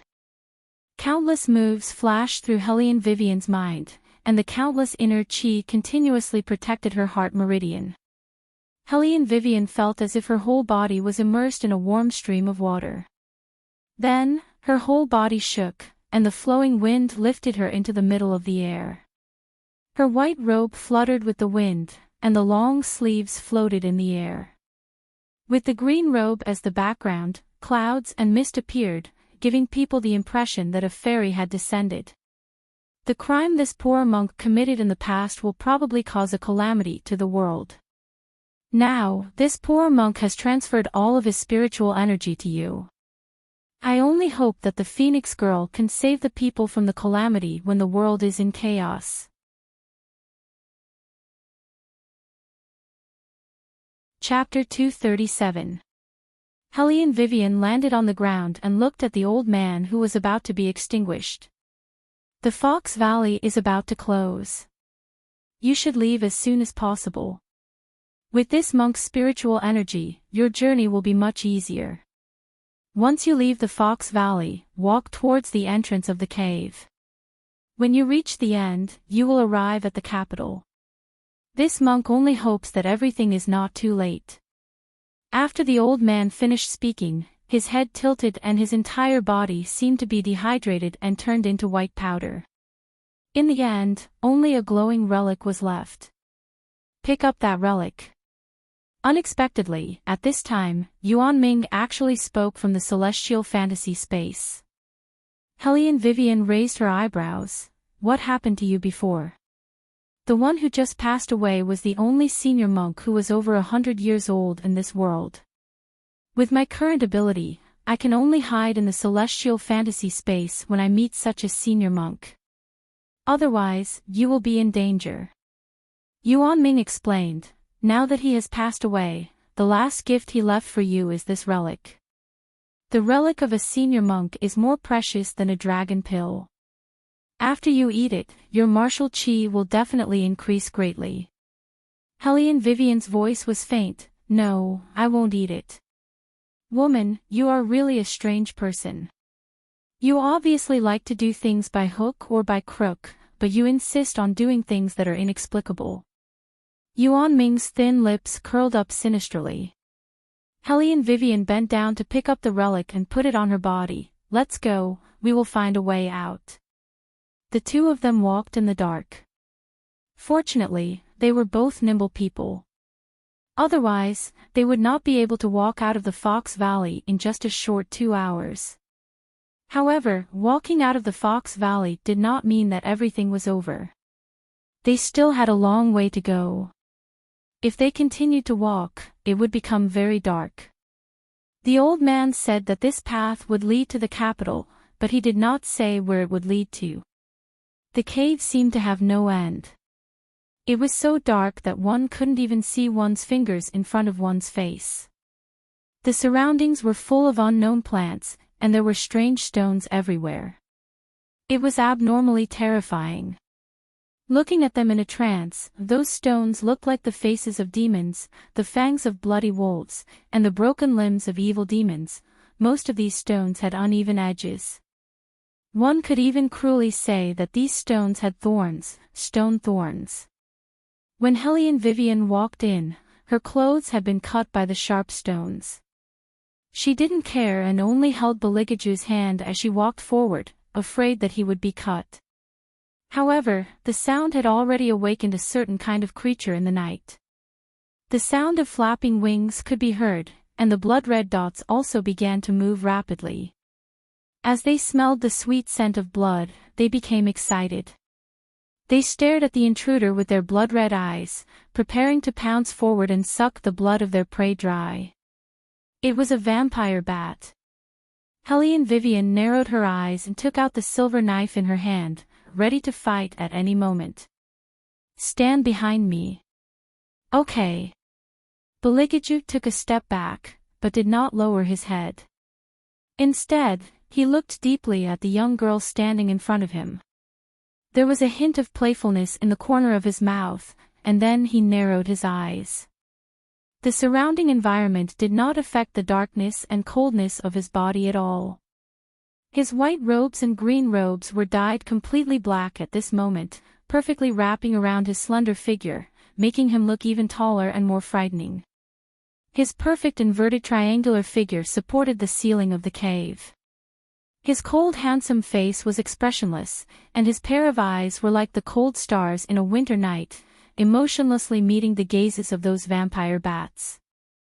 His long and narrow eyes revealed an irresistible darkness and depth, appearing wild and unrestrained, full of evil charm, as they shot through the white cloth. Those vampire bats seemed to have sensed something, and they suddenly quieted down, not daring to approach for a long time. Hellion Vivian was still puzzled when Beligaju opened his mouth. Is it because of the spiritual energy that the holy monk just passed on to you? Is that why they don't dare to attack? Probably. Hellion Vivian was skeptical. Spiritual energy had such a big effect. Beligaju's voice was indifferent. That's why we have to hurry up and leave. What if the spiritual energy disappears? Okay. Hellion Vivian's fingers tightened, and she nimbly walked forward. We have to hurry up and leave. If we don't make it in time for tomorrow's weapons competition, His Highness will definitely kill me. Beligaju paused for a moment, then raised his eyebrows. Kill you? Why? I had an agreement with him before, Hellion Vivian said after thinking for a moment. I have to win first place in the martial chi competition. Beligaju smiled faintly. Don't tell me you want to marry him. Hellion Vivian's foot slipped. I guessed right. Beligaju said as they walked. But it's not bad to marry him. Doesn't everyone say that he's the #1 young master in the capital? Hellion Vivian found it a little strange. Her deskmate actually praised others. Well, I didn't marry him for that. Anyway, there was no one here, so Hellion Vivian didn't have so many concerns when she spoke. In addition, talking made her feel more awake and less sleepy. It seemed that there was still a long way to go in the cave, so they had to talk about something to not be bored. Beligaju's eyes narrowed dangerously. Then why did you marry him? Hellion Vivian continued to walk around the vampire bats in front of them. You don't need to know that. In an instant. Beligaju's side face turned cold, and his tone was slow. Aren't you afraid that the royal family will know that you married him for other reasons? He already knew. Hellion Vivian said without turning her head. Moreover, he married me for his own reasons. Oh. He wanted to hear what he thought about marrying her. Hellion Vivian raised her eyebrows. Did you forget? Didn't I tell you that the third prince probably likes men? Of course, I can't be sure, but his current situation is that he urgently needs a princess to help him. Use you to help him. Beligaju's mocking tone was very obvious. Hellion Vivian of course also heard it. Don't underestimate me, I'm also very awesome. Then what about the wedding night? Beligaju asked casually. Hellion Vivian's thin lips curved. How can there be a wedding night in a contract marriage? What's more, I suspect that the third prince doesn't have feelings for people when he doesn't drink. He looks like a big block of ice from head to toe. I think the third prince will be very, very interested in what you're saying now. Won't have feelings for people? Big ice cube. Ah, good, very good. He had to give her a unique wedding night. Chapter 238. Hellion Zhao's heart was getting more and more disgusted. In the past, the two sisters were close because they knew that they would help each other in the future. After all, no one's home would be bad, and the closer they were, the more prosperous they would be. Currently, Hellion Mei had clearly already become Hellion Zhao Heir's disgrace. An unmarried younger sister who had already privately pledged her life to a man. In addition, she had also married into that kind of family. Who knew how in the future she would ask for things from her side? When Hellion Mei thought of this, she simply didn't even try to stop it. Hellion Mei watched Hellion Mei drink that cup of poisonous tea. Anyway, she won't die, but it will suppress her martial chi. The real poison can't enter the Phoenix building. Even if the plan is tight, it will fail. So those people cleverly replaced the poison with the colorless and tasteless huagong powder. This kind of huagong powder will not have any effect at first, even if it is put in the tea, it won't be noticed. Its effect is very slow, but it will completely invade the poisoned person's body when it works. Helianjiao lowered her eyes and slowly walked into the rest area, preparing for the second game. According to the elders' plan, they will not directly kill the retired emperor, because in that way, her godlike man will definitely find out about this matter and thoroughly investigate it. At that time, not only will the elders feel troubled, but even her marriage will be affected. At this time, the elders will find a way to put the retired emperor under house arrest and push a fake to the throne, or directly make the retired emperor a figurehead, so that he can no longer speak. No matter what, this matter will be carried out in secret. However, the people in the Phoenix building were not aware of the conspiracy that covered the whole martial chi competition like dark clouds.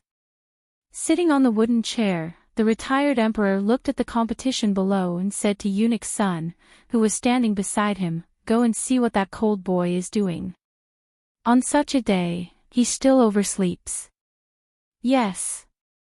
Eunuch's son smiled and handed over the teacup in his hand. "This is the new leaf of this year. You taste it first, this servant will send someone to ask." The retired emperor nodded, just took a sip of tea and closed his eyes. All of a sudden, the air behind him seemed to have changed abruptly. The retired emperor's expression changed, and he suddenly opened his eyes. Pang! The wooden window closed, cutting off the view from the outside. Eunuch's son raised his eyes. He only had time to see a flash of a black robe before he was knocked unconscious. A stern look flashed across the retired emperor's eyes. The 2 or 3 ministers and Shadow by his side all stood up and stood in front of the retired emperor. Their first reaction was to shout for help, but they found that the moment they tried to use their martial chi, their chests tightened. Puff! Blood spurted out. Not only those shadows, even the retired emperor, who originally had martial chi to protect himself, covered his chest and leaned back heavily on the wooden chair. He looked at the 2 old men in black robes in front of him with a dignified expression. "You two are very daring." He, one of the old men laughed sinisterly. His black robe fell down, and every move of his made people feel very uncomfortable. "Our retired emperor is indeed smart. He didn't even ask who we are or what we are here for, and started to blame us. How daring." The old minister who was sitting paralyzed on the ground stood up with all his might. He clung to the window and was just about to shout at the window, "Come, people." That old man suddenly grabbed him and pressed him to the ground. Only a clear creaking sound was heard. That old minister's neck tilted, and he became a soft corpse. Only then did people notice that the black-robed old man's fingernails were not like the fingernails of an ordinary person at all. They were so black that it made people feel cold in their hearts. The shadows wanted to use their own internal energy, but they found that the more injured they were, the faster their martial chi was lost. "Old ghost, don't waste time. Quickly get rid of them." The other black-robed old man also walked over. He held the staff in his hand, and when he lowered his head to look at the retired emperor, a trace of evil appeared at the corner of his mouth. The retired emperor was indeed the retired emperor. At this time, he could still remain calm in the face of danger. "You killed this emperor, but you can't escape." Ha ha ha. That eerie laughter sounded again. "We never thought of killing you. We only want to replace you." As he spoke, that elder waved his long sleeves, and a few more figures appeared behind him. Those people were about the same size as the ministers who accompanied the retired emperor. Even Eunuch's son, who was standing beside the retired emperor, was found a suitable figure. These figures were holding a human skin mask in their hands. Obviously, they wanted to kill all these people, and then, replace them. Bang! Outside the window, the second drum sounded. Just like what the old man said, the martial artists were all busy with the competition, and no one turned around to look in this direction. Even if someone saw it, they would think that the retired emperor was resting or discussing important matters with the ministers. Who would think in this direction? In addition, there was no sound of fighting here, so no one would notice. The sky gradually darkened, and the clouds churned and surged. In the cave, Helene Vivian looked at the mark she had carved before and frowned. Those who didn't know would think that they had encountered a ghost wall. However, Helene Vivian knew that someone must have set up a trap to prevent the people who came here from leaving so easily. There's something strange about this place. Helene Vivian stopped in her tracks, and her lazy little face carried a sense of caution that wasn't usually there. The old man didn't say that there would be a trap around the exit. It was obvious that this trap had appeared later. Helene Vivian used the light of dawn to look to the left of the wall.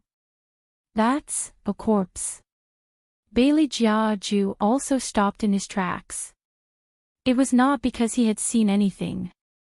After all, his eyes were still covered with a white cloth. It was just that the stench of corpses around him made him furrow his long eyebrows. Helene Vivian walked over, but didn't get too close to the corpse. Instead, she squatted on the ground. There seems to be a picture carved here. Baligaju raised his eyebrows and looked in the direction of Helene Vivian. His expression didn't change at all. Helene Vivian blew away the dust on the ground. Indeed, there was a picture on the marble. The picture was of the most famous Buddha cutting his flesh to feed the eagle in the Buddhist scriptures. It was just that the flesh here was more like blood. Because there was a small blood trough there. A sentence was carved at the bottom of the mural, "If I don't enter hell, who will?" Helene Vivian stared at the blood trough, narrowed her eyes, and directly cut with the dagger. Blood flowed down her palm and dripped into the blood trough in the picture.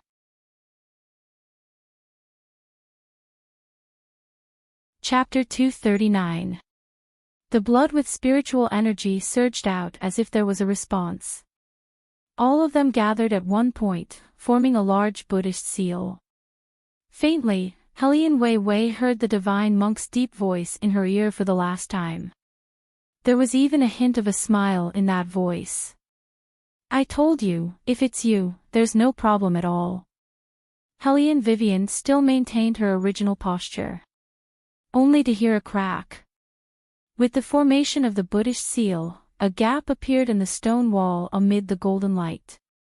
The corpse moved naturally, and a large piece of light shone in. The two old men in black standing in the room only felt a shock under their feet, and the dust on the roof drifted everywhere. What happened? One of the old men in black looked at the figure behind him. The figure shook his head. The old man in black narrowed his eyes. Is it an earthquake? But they didn't care about such a thing. No matter what it is, let's solve these first. The man holding the stick was obviously more ruthless. The old man in black licked the blood on his fingertips and smiled. What's the hurry? Anyway, these people have been poisoned by our cultivation dissipation powder. Even if they don't die, when the time comes, most of their internal strength will be abolished. What's more, they also used their internal strength. Do you want to fight back? Won't the internal organs be broken? Aren't you afraid of being discovered by doing this? The civil official questioned sternly, coughing with blood overflowing from the corner of his mouth. Ha ha ha ha. Discovered. The old man seemed to have heard something stupid and laughed mockingly. Now everyone's attention is focused on the martial chi competition. Who knows that we have secretly changed the day? If, I say, there is someone. A clear voice suddenly sounded from behind the crowd, and the cold momentum seemed to come directly from purgatory. The two old men in black robes stiffened at the same time and hurriedly turned around, only to see a white figure standing coldly behind them like a ghost. At the same time, a torrential downpour suddenly surged in from the side of the wall. The black-clothed old man couldn't open his eyes because of the rain.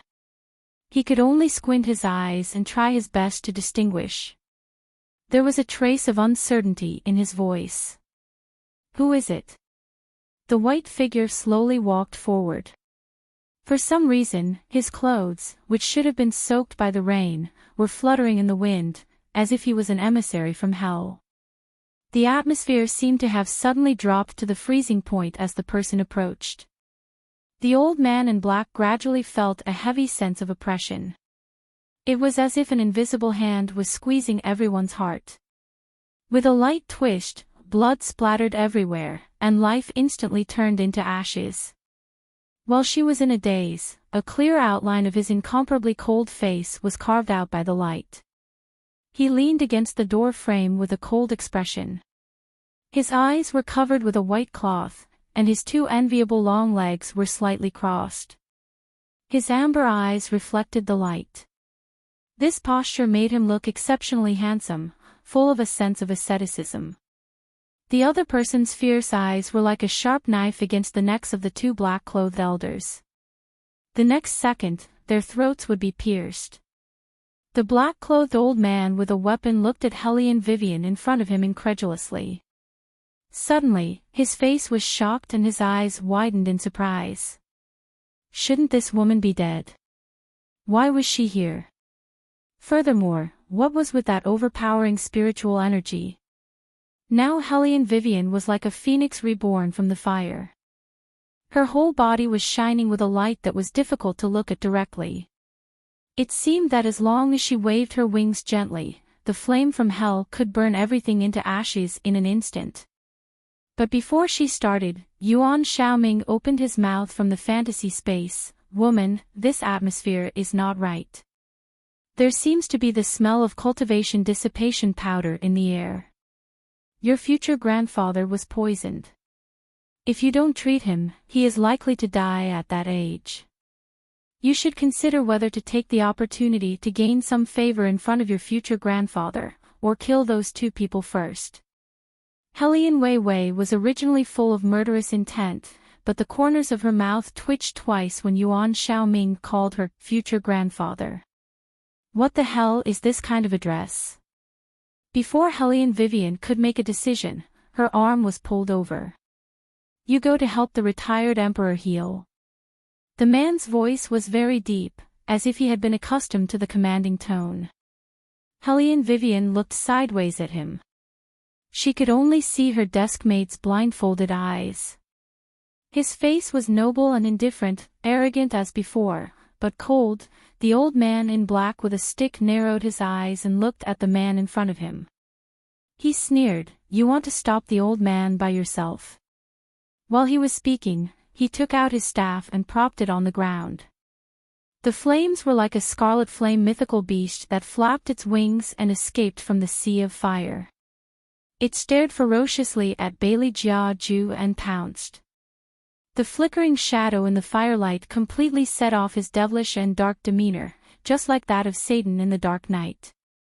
The surrounding temperature was almost at its peak. The scorching heat waved toward Bailey Jia Ju's moon-white lapel until it fluttered violently. Looking from afar, it was as if a white lotus in full bloom in the sky was about to be swallowed up by the fire. Yet, he only calmly and unhurriedly stretched out his hand and slowly tore off the strip of cloth covering his face, and threw it to the side with the wind. Then, slowly opening his eyelids, his ink-black pupils seemed to be dyed with a touch of golden light. Aiming at the pupils of the red flame beast, the red flame beast suddenly stopped and then stiffened. Then, with a more terrifying momentum than before, it turned to the old man in black who was casting the spell and suddenly opened its bloody mouth. The old man in black didn't even have time to be surprised. Almost in a thousandth of a second, the thin barrier was licked by the monstrous flame and instantly turned into wisps of steam. The flame gradually wrapped around his whole body. The only thing he could feel was the pain of burning flesh. In his ears was a voice that only he could hear, as if it came from hell, "Dare to touch my prey, you should pay the price." Pang! The old man in black fell to the ground. Everyone opened their eyes wide in surprise and looked at Beligaju in disbelief. Especially those ministers, they didn't even dare to believe that there was such an expert in this world. Looking at the clothes he wore, he should be a student of White Academy. only to be able to destroy the flame in an instant, to kill and take a life with only one move, to destroy a martial cultivator. Was this something an ordinary student could do? This man, who was he? The ministers looked at each other in dismay, full of doubts. Only Helene Vivian didn't look at this side, but observed everyone's injuries and state. When her hands touched the retired emperor, she found that the cultivation dissipation powder this time was different from the past.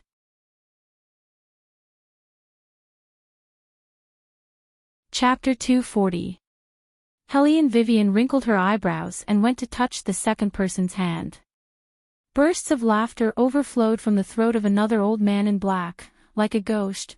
Ha ha ha, don't waste your energy, this is not an ordinary cultivation dissipation powder, there is also a medicine in it, no matter how you try to solve it, you won't be able to solve it. He is not wrong. In addition to the cultivation dissipation powder, there is also the bone eroding powder. The retired emperor's entourage was never short of imperial physicians. When this sentence came out, everyone was shocked. The competition outside the building was still in full swing. But at this time, no one was in the mood to watch. No one would have thought that a feast would turn into a disaster. The bone-eroding powder has been a poison that has been lost for many years, colorless and tasteless. For people without martial chi, perhaps it would only make people feel weak all over. But for people with strong martial chi, at the moment of operation, the poison would penetrate into the body. If within 3 hours, the antidote was not obtained, even if the gods descended, there was no way to reverse the situation. As soon as the imperial physician's voice fell, a minister next to him could not support and fell to the ground, his face blue, not because of anger, but a sign of the poison. After using martial chi, the bone-eroding powder would be triggered. Looking at the scene in front of him, the retired emperor also followed the expression on his face. The black-clothed elder laughed out loud again, his voice echoing in the room. Do you think you can be saved just because 2 little brats came? In this world, there are only a few people who can detoxify the bone-eroding poison. I would like to see how long you can hold on. Hearing this, Beligaju's figure moved, his eyes and eyebrows were cold, his sleeves fluttering, the powerful martial chi seemed to hold up an endless dome, the mist surging. Even if you have more martial chi, you can't withstand such consumption. You have talent, but you are too tender, you are only in the water rank. Oh, water can extinguish fire, but it may not be able to extinguish this old man. The old man in black looked and suddenly sneered. While speaking, his attack was fierce and sharp, as if in the next second he could take away Beligaju's name. Beligaju's tone was not the slightest bit chaotic, his voice was faint, but with a trace of cold arrogance. Oh? Is that so? The black-clothed old man was so shocked by the imposing manner of this sentence that he stopped moving. In the next moment, the water droplet that had landed on the black-clothed old man's body suddenly blossomed into a flower of ice. Then, several sharp ice crystals grew out of the flower of ice. These ice crystals were like madly growing vines, instantly piercing a bloody hole in his body. Beligaju picked him up with one hand and said coldly, "Tell me, where is the antidote?" I didn't expect the retired emperor to have such a person by his side. Old Ghost and I were actually defeated by a brat whose hair is all grown out. However, don't expect this old man to take out the antidote. Before he finished speaking, a trace of dark red blood flowed out of the black-clothed elder's mouth. He actually committed suicide by taking poison. Not only him, but even the shadows standing behind him fell down one after another. A burst of fog rose up. Other than the sizzling sound of corroding bones, there were only the faint gasps of the ministers. Helene Vivian looked at the black-clothed elder who had turned into a pool of blood. Apart from the bones, there was not a single trace left behind. She raised her eyebrows. This method was used to eliminate evidence. It seemed that the other party was very afraid of letting people know where they came from. Retired Emperor, what should we do now? His death meant that the antidote was gone. How could the ministers not be anxious? The retired emperor turned his head and looked at the imperial physician. Minister Qin, do you have a way? The imperial physician shook his head. It was very troublesome. The poison of the bone-eroding powder is too strong, and there is only one chance to detoxify it. If the wrong herb is used, the poisoned person's blood will immediately flow backward and he will die suddenly. Suddenly, the room fell into silence. Death was like a pair of invisible hands pinching everyone's throats. At this moment, Helene Vivian, who had been standing at the side for a long time, opened her mouth and said, "I have a way." Her voice was very clear and faint. However, it made the ministers subconsciously frown. When they looked at Helene Vivian again, there was a look of inquiry in their eyes. Helene Vivian curved her thin lips. "What? It seems that you don't believe me." The retired emperor knew her temperament very well. He knew that this girl would never have any misgivings because of the other party's status. He smiled and said, "We are all people who are about to die. What is there to not believe? Girl, if you can cure this bone-eroding poison, I promise that not only me, but all the ministers present will owe you a favor. If you need it in the future, you can use it at any time." With the retired emperor's words, "It will be much more convenient for me to do it." Helene Vivian moved her eyes and helped Eunuch's son, who had woken up. Eunuch's son, go and ask people to prepare 7 big bathtubs. Boil the hot water and prepare a jar of wine for all the ministers." Eunuch's son was stunned. Bathtub? What did this mean? Was she going to detoxify or bathe? One of the ministers also opened his mouth. His attitude was very good. "This old man doesn't mean that I don't believe in the little girl, but this bone-eroding powder is the most taboo. Even a master who has reached the peak of the gold rank may not be able to force this poison out. If this old man remembers correctly, you shouldn't have any martial chi on you, right? In that case, there is no need to take the risk. This old man is afraid that it will implicate you. General Naylan is right." The imperial doctor coughed lightly and said, "The most terrible thing about bone-eroding powder is that anyone who wants to force the poison out of the poisoned person's body through martial chi will not only fail in the end, but also lead to the poison. So Miss Helene, you must think twice before you act." Helene Vivian saw that these old men were good people. She smiled and said, "General Naylan, you can rest assured that I am friends with your family's Yezi. I won't gamble with your life, let alone do things that I am not sure of." The old General Naylan was stunned. He didn't know that his granddaughter, who disliked women, would have friends. It's still too risky. The imperial doctor was also not sure. He only listened to Mrs. Instructions. He is indeed someone who understands medicine. Retired emperor heard the commotion below. Taking advantage of the time when everyone's attention was on Wei Wei's body, he glanced sideways and quietly asked the youngster standing next to him without uttering a single word, "She can really do it?" Beligaju didn't speak. His fingers leisurely twirled around the white cloth in his hand. The retired emperor was helpless with his beloved grandson. He explained as if admitting defeat, "It's not that this emperor doesn't believe in the princess you chose, but she still doesn't have martial chi on her body." Bailey Jiaju's lips curved into a smile. The words Princess Consort sounded pretty good. It's because she doesn't have martial chi on her body. So the matter of detoxification, as long as she can do it. Without martial chi, one wouldn't be affected by bone-eroding powder.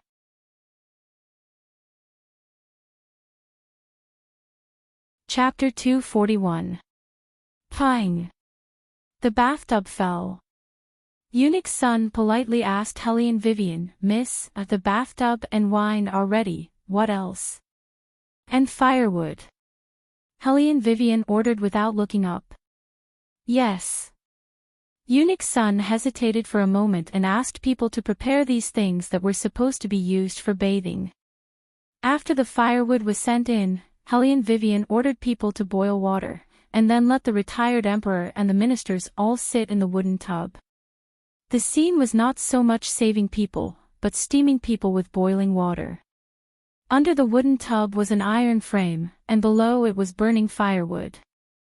The firewood was burning more and more vigorously. After a while, the room became full of steam. So far, the ministers are in a state of dizziness. They only want to give medicine to a dead horse. They don't think that the little girl in front of them can really solve the problem. After Hellion Vivian saw that the water was boiling, she directly poured all the wine in the wine jar into the bathtub. It didn't take her more than half an hour to do these things. When a doctor saves people, no matter what he does, he looks particularly convincing. But can you detoxify in this way? Eunuch's son looked at His Royal Highness eagerly. It's not safe, right? If something goes wrong, the retired emperor. Hellion Vivian was completely unaffected by others. She even asked Yuan Xiaoming to pick a tomato from the fantasy space to compensate for her physical strength. She stood lazily in the steam and reached out to wipe the temperature of the water in the wooden tub. Hellion Vivian casually took the medicinal materials brought by the imperial doctor and threw them into the bathtub one by one. The boiling water instantly rolled the herbs into the bottom of the tub. The smell of medicine in the room was getting stronger and stronger, which made Yuan Xiaoming feel choked when he breathed. "Woman, why do you put these messy things in? You don't need these things to detoxify them." The manipulative martial artist only needs to use internal force to expel the poison from their bodies. "I'm just making myself look more professional." Hellion Wei continued to toss in the medicinal herbs as she lazily replied, "Otherwise, if I detoxify them as soon as I make a move, everyone will know that I'm a combat-type martial artist. Now that I have another layer of identity as the Phoenix Girl, it's best not to expose my strength if I can. And it will show that my medical skills are superior." She didn't, okay. Yuan Xiaoming was convinced. He transformed into a virtual shadow and floated above Hellion Wei. When he glanced sideways at the side, that imperial physician was actually seriously remembering what kind of herbs Hellion Wei put in. He even clearly murmured what to put in first and what to put in later. He had an expression of, "I remember it all. What's going on?" "Done." Hellion Wei put down the medicinal herbs in her hands, then sat on the ground. Her palms supported the outside of the wooden barrel, slightly exerting force. With the previous smell of wine and sweat, the poison overflowed from the wooden tub in just a second. The ministers looked at the black gas that surged out and knew that they were saved. They sat down, crossed their legs, and closed their eyes to rest. Hellion Vivian frowned. She felt that it was a waste of time to do it one by one. She simply put one hand on the side and at the same time, she exerted force. In the boiling water, a silent airflow was formed above the tub. Everyone was silent about the detoxification and didn't notice it. Only Bailey Jiaju leisurely rotated his finger. The black ring emitted an ink-colored light, which was reflected in his long and narrow eyes, appearing exceptionally bright. He looked at Hellion Wei, who was using her internal energy, with a smile that was not a smile. This woman was like a bottomless mystery. He really wanted to know what kind of her he would see when he peeled off these mysteries layer by layer. Bailey Jiaju's thin lips curled up devilishly. Finally, the last person was detoxified by Hellion Vivian. The green color on his face faded, and he recovered his usual color. "Don't use your power now." Hellion Vivian stood up and brushed the dust off her body. She smiled and said, "Everyone's physical strength is still too weak. Wait until this stick of incense burns out, then we'll see." Being able to detoxify already made the ministers very surprised. Now, they heard that they could recover their martial chi in just a stick of incense's time. Everyone couldn't help but look at Helly and Vivian. Although they weren't like those madams and misses in the boudoir who liked to talk about the rumors and slanders in the capital, they also knew that the eldest daughter of the Hellion family was someone who didn't know anything. But today, she actually detoxified the bone-eroding poison that no one could detoxify. She pulled all of them back from the brink of death. The ministers didn't know how to describe their mood at this moment. They could only look at Helly and Vivian. For a moment, their hearts were like spilled seasonings. Sour, sweet, bitter, spicy, and salty, the taste was not ordinary. Girl, this time's great kindness, my Nalan family will never forget it. Old General Nalan was very heroic. In the future, if you need my Nalan family's help, just tell me at any time.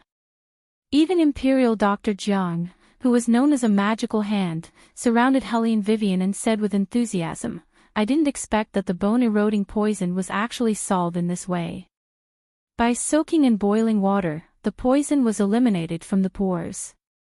Those medicinal materials must have also played a role. Yuan Xiaoming laughed twice and said, this old man is so stupid and naive. You can shut up.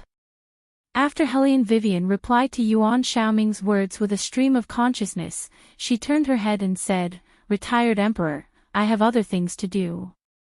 Since the poison has been detoxified now, my friend and I will leave first. Friend? Eunuch Sun's eyes automatically fell on his master. His Highness also wanted to follow. In the case that the retired emperor was seriously injured. You go first. Beligaju's side face was cold and handsome, and there was a smile on his face. I will stay here and rest for a while. Helly and Vivian frowned. Rest? Are you hurt? No. Beligaju seemed to be sleepy, and his slender fingers rubbed his eyes. It's just a night of walking, too tired. Helly and Vivian nodded and expressed her understanding. Then you wait for me here first. Okay. Beligaju's mouth slowly hooked up. Eunuch Sun watched on the side. He didn't say anything, but the villain in his heart jumped up and down. Pretending, His Highness is definitely pretending again. Right. Helly and Vivian, who was about to leave, looked at Beligaju and suddenly narrowed her eyes. When did your eyes recover? Beligaju's fingers paused, and he looked down calmly. When you cut your hand. I was wondering. Hellion Wei Wei muttered. If he had recovered earlier, he wouldn't have let her hold his hand all the way back. Thinking about this, Hellion Wei Wei turned her head and said to Eunuch Sun, I'll have to trouble you to prepare a guest room for my friend. Let him sleep for a while, I'll be done very soon. The martial chi competition should not take long. It was time to let those who thought that driving her out of the family could cut off her opportunity to play in the competition completely give up.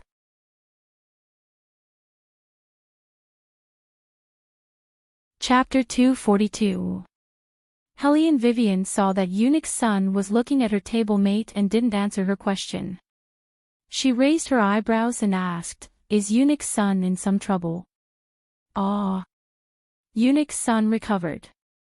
Beligaju glanced at him and said faintly, I'll have to trouble Eunuch Sunday. Eunuch Sun choked and coughed heavily. No, cough, no.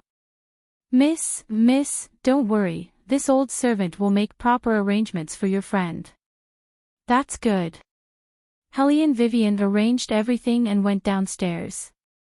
Along the way, she took a set of men's clothing. Yuan Ming smiled evilly in the fantasy space. What? You still want to change? It's inconvenient to fight in a skirt. Helly and Vivian waved her long sleeves. She was handsome and elegant like jade. She looked at herself in the mirror and smiled handsomely. She turned her face and adjusted her collar. Then, he casually walked into the noisy crowd. Eunuch Sun watched the familiar figure disappear before he dared to turn around and look at his master. Your Highness, Beligaju threw away the cloth in his hand. His clean eyes turned cold in an instant. Call the manager of the Phoenix restaurant over. Yes. Eunuch's son trembled. He knew that His Highness was going to investigate the poisoning thoroughly. Beligaju's finger moved slightly. His silver mask was covered and his white robe fluttered. 18 shadows, listen to my order. This subordinate is here. Swish. Swish. 18 black shadows dropped their robes and knelt down on one knee. Beligaju's eyes were as cold as ice. Go investigate who's called Old Ghost. Yes. The shadows dispersed at the same time. Black feathers fell, leaving only Beligaju's back to the light. Ruthless, evil, indifferent, and emotionless. The ministers were all dumbfounded when they saw the third prince slowly walking in. What was this situation? When Eunuch's son went out, he was still with the White Academy student. When he came in, it was the third prince. Grandson came too late to save you. Beligaju's indifferent tone sounded a little lacking in sincerity. I hope Imperial Grandfather can forgive me. The retired emperor gently coughed a few times, but did not expose his identity. He said in a deep voice, sit down. What's the situation outside? Everything is normal. Beligaju paused for a moment before coldly ordering, you can open the wooden window now. The guards obeyed the order and quickly stood by the window, guarding with swords to ensure that the retired emperor and the others could continue to watch the competition. The difference between the martial chi competition and other competitions was that the contestants selected from all over the country were usually lined up at the back. Their names were not read, only their serial numbers were read. Therefore, not only the ordinary people, but even the elders of the four great families did not know that Helene Vivian had been surrounded. However, there was one thing that the four great clans had been paying attention to. They were also looking for talents in this competition. Therefore, from the very beginning, they were waiting for the legendary little beggar to appear. Because he had once spread the news that they would meet on the day of the martial chi competition. So far, there had not been any particularly noteworthy contestants on the test field. Except for Helene Jower, who had won first place in several rounds in a row, the rest of the platforms had been calm. It was not until Helene Vivian, dressed in men's clothing, appeared that the referees who were recording began to slowly pay attention to her. They muttered in their hearts that this person's luck was a little too good. He had already won 3 rounds in a row. Originally, in a competition, one could advance by winning 2 out of 3 rounds. However, this person had not lost once since the beginning of the competition. Gradually, not only the referees, but even the contestants who were waiting to go on stage widened their eyes. No way. He won again. It's been 6 rounds. How come he has not shown any flaws at all? Who is this person? I've never seen him before. It's so strange. Why can't I feel his martial chi? Ah! I remember. Swish. As Helene Vivian beautifully withdrew her leg, a big man with 2 hammers in his hands was kicked out of the platform in a parabolic curve. Under the platform, one of the contestants shouted excitedly, it's him. Who? It's the beggar master who challenged the 4 big families by himself. What? Look at his moves. He has no martial chi, but he won by surprise. In the world, except for that master, who else can be so powerful? It's really him. Everyone rubbed their eyes. Because they had seen the legendary master, their faces were full of a layer of enthusiasm. Their emotions were surging and their blood was boiling. This was the first time they had been so close to a master. Helene Wei Wei also didn't pay attention to the crowd's admiring and slightly surprised gazes. She only smiled lightly and stood with her bare hands. Facing the already dumbstruck competitors, she slightly curved her lips. Next. The north wind whistled past. She just stood on the wooden platform like that. Her every move was gentle and languid. Her back was slender like jade, which made people suddenly feel a kind of beauty like splashing ink. Some people themselves had great charm, not ostentatious, not eye-catching. Like snowflakes falling from the sky, cold and noble, silent, unique and unique. Standing on the high platform, Eunuch's son opened his eyes wide. His eyes focused on the person on the platform. He finally understood why His Highness would treat this girl differently. This kind of commotion naturally attracted the attention of the group of people from White Academy. Those aristocratic young masters led by Murong Chang Feng watched from afar with relish, so they followed along and walked over. Even Murong Chang Feng unconsciously watched somewhat seriously. If this kind of master could be used by his Murong manner, it would be like adding wings to a tiger. Good. The retired emperor stroked his beard and laughed deeply. This person is not bad. Ah. Yes. Eunuch's son knew that retired emperor's eyesight was not good. What's more, they were separated by a distance. He really couldn't see that the person he said was not bad was the eldest daughter of the Hellion family. Retired emperor raised his eyebrows. What? You think it's not good? No, no, no. Eunuch's son looked at his master's indifferent eyes and shook his head with all his might. He faced retired emperor and said, "It's because this old servant has never seen such a wonderful competition before." I was dumbstruck all of a sudden. Retired emperor nodded his head in satisfaction. Beligaju then withdrew his gaze from Eunuch's son and drank a mouthful of tea with an indifferent expression. Between you and this person, who is more powerful? Retired emperor's sudden question made all the ministers look over. Beligaju absent-mindedly turned the black jade thumb ring on his finger. The corners of his mouth were stained with a faint evil aura. Just as he was about to open his mouth, suddenly, a cry of surprise came from outside the window. Wait! Why does this master's back look so familiar?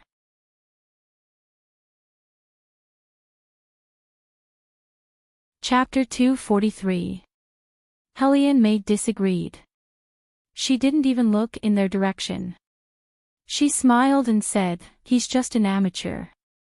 Even if he's good at martial arts, he won't be able to make a name for himself based on his background. It's probably because the rumors in the capital are too exaggerated. That's why he seems to be more powerful. How can he compare to my second sister? She's already won 10 matches in a row." When the young ladies heard this, they all nodded. Miss Mayer's words are reasonable.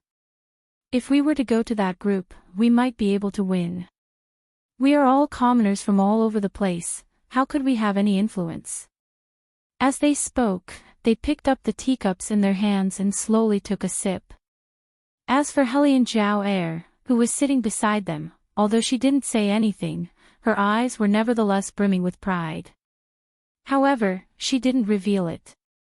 Her face still carried a faint bashfulness. She had long since bewitched all the young masters until they were infatuated. However, the student who had exclaimed stood up immediately. Something's wrong. What's wrong? How can it be her? It can't be her. Who is it? Hellion Vivian. As Hellion Vivian walked down the stage, the academy students' pupils shook heavily. Crash! The cup in Hellion Jiao's hand fell to the ground and rolled back and forth. She looked back in disbelief. Seeing Hellion Vivian in men's clothing, her face suddenly changed. How could this be? Wasn't this little slut already dead? Why would she appear in the martial chi competition?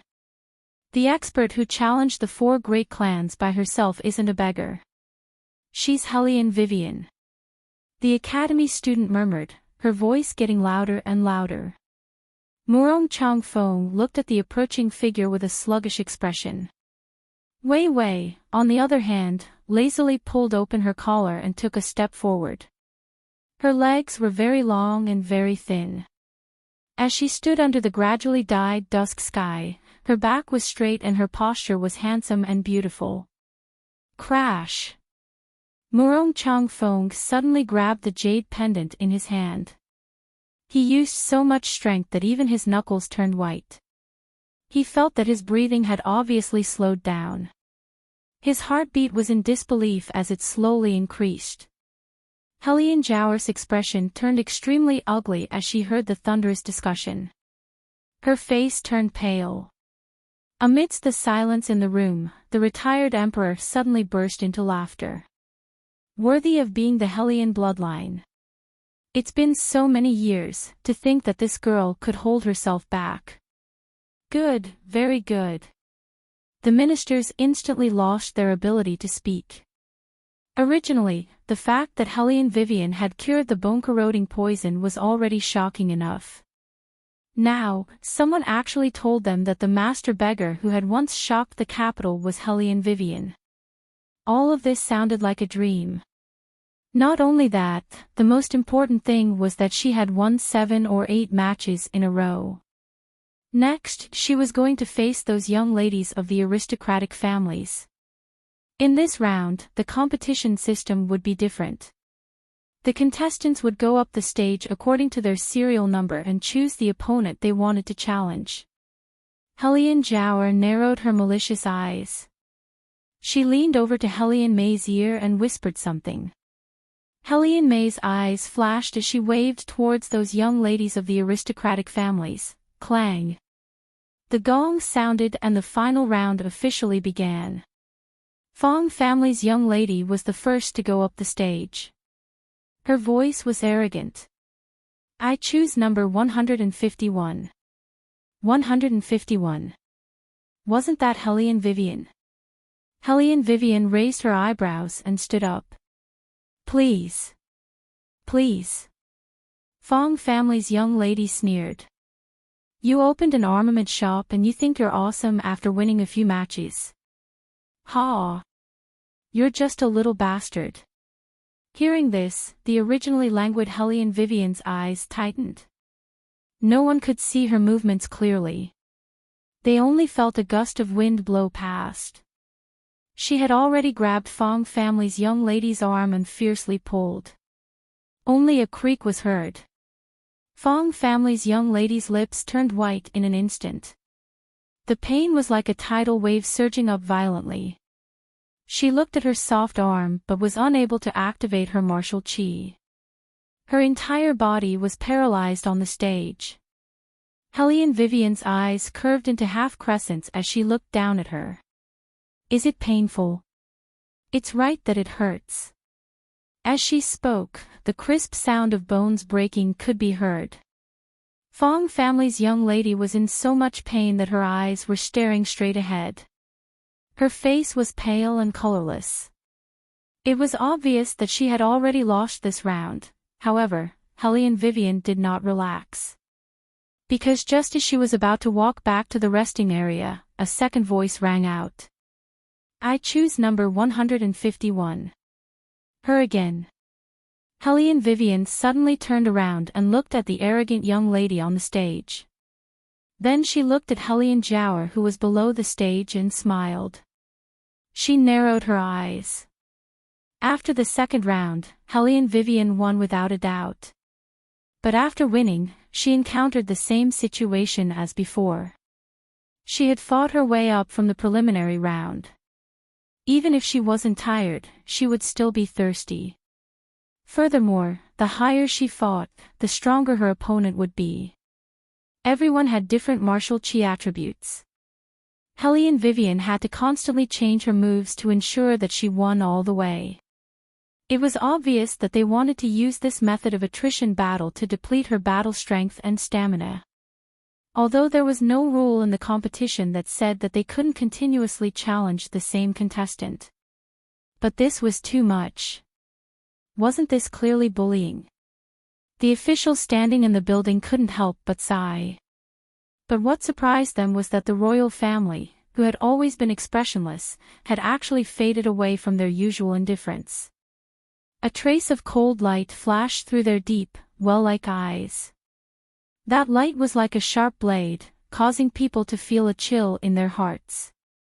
Aning, go and find out whose idea this was. Aning lowered his eyes respectfully. Yes. The officials standing at the side were flabbergasted. They really didn't understand. Did the royal family never interfere? Why did they speak up today? Belikaju's long and narrow eyes, other than the thick cold, there was a faint murderous aura.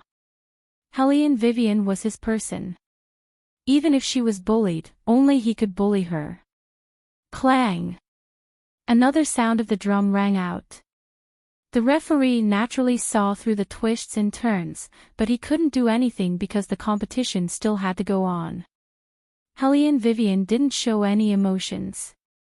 In her worldview, this method wasn't much. In the modern world, this kind of unfair thing was normal. This world was originally a world where the strong preyed on the weak. The winner was the king and the loser was the bandit. It was just that the methods were different. But did they really think that by doing this, she would be at a loss? Insignificant tricks. They really underestimated her title as the Queen of Munitions. Hellion Vivian smiled and narrowed her eyes dangerously. She slightly curved her lips towards the referee. Referee, I just looked at the competition rules and made a decision. What decision? The referee frowned. Hellion Vivian looked at him and said word by word, I want to fight 1 against 10.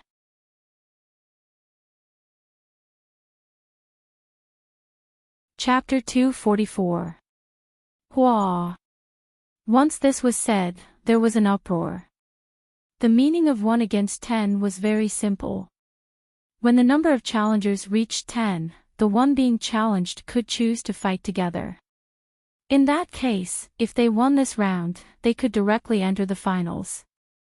However, due to the harsh conditions, except for 10 years ago, after the Genius 3 halls had passed all the stages with the result of 1 against 10, this competition system had never been mentioned again.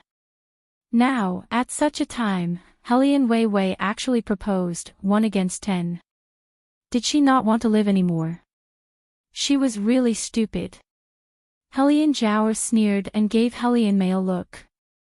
Hellion Mei nodded and took the lead to fly up the stage. Following her were 2 young masters from aristocratic families and 7 young ladies from government officials. It was obvious that they wanted to take Hellion Vivian's life. However, Wei Wei's face didn't change at all.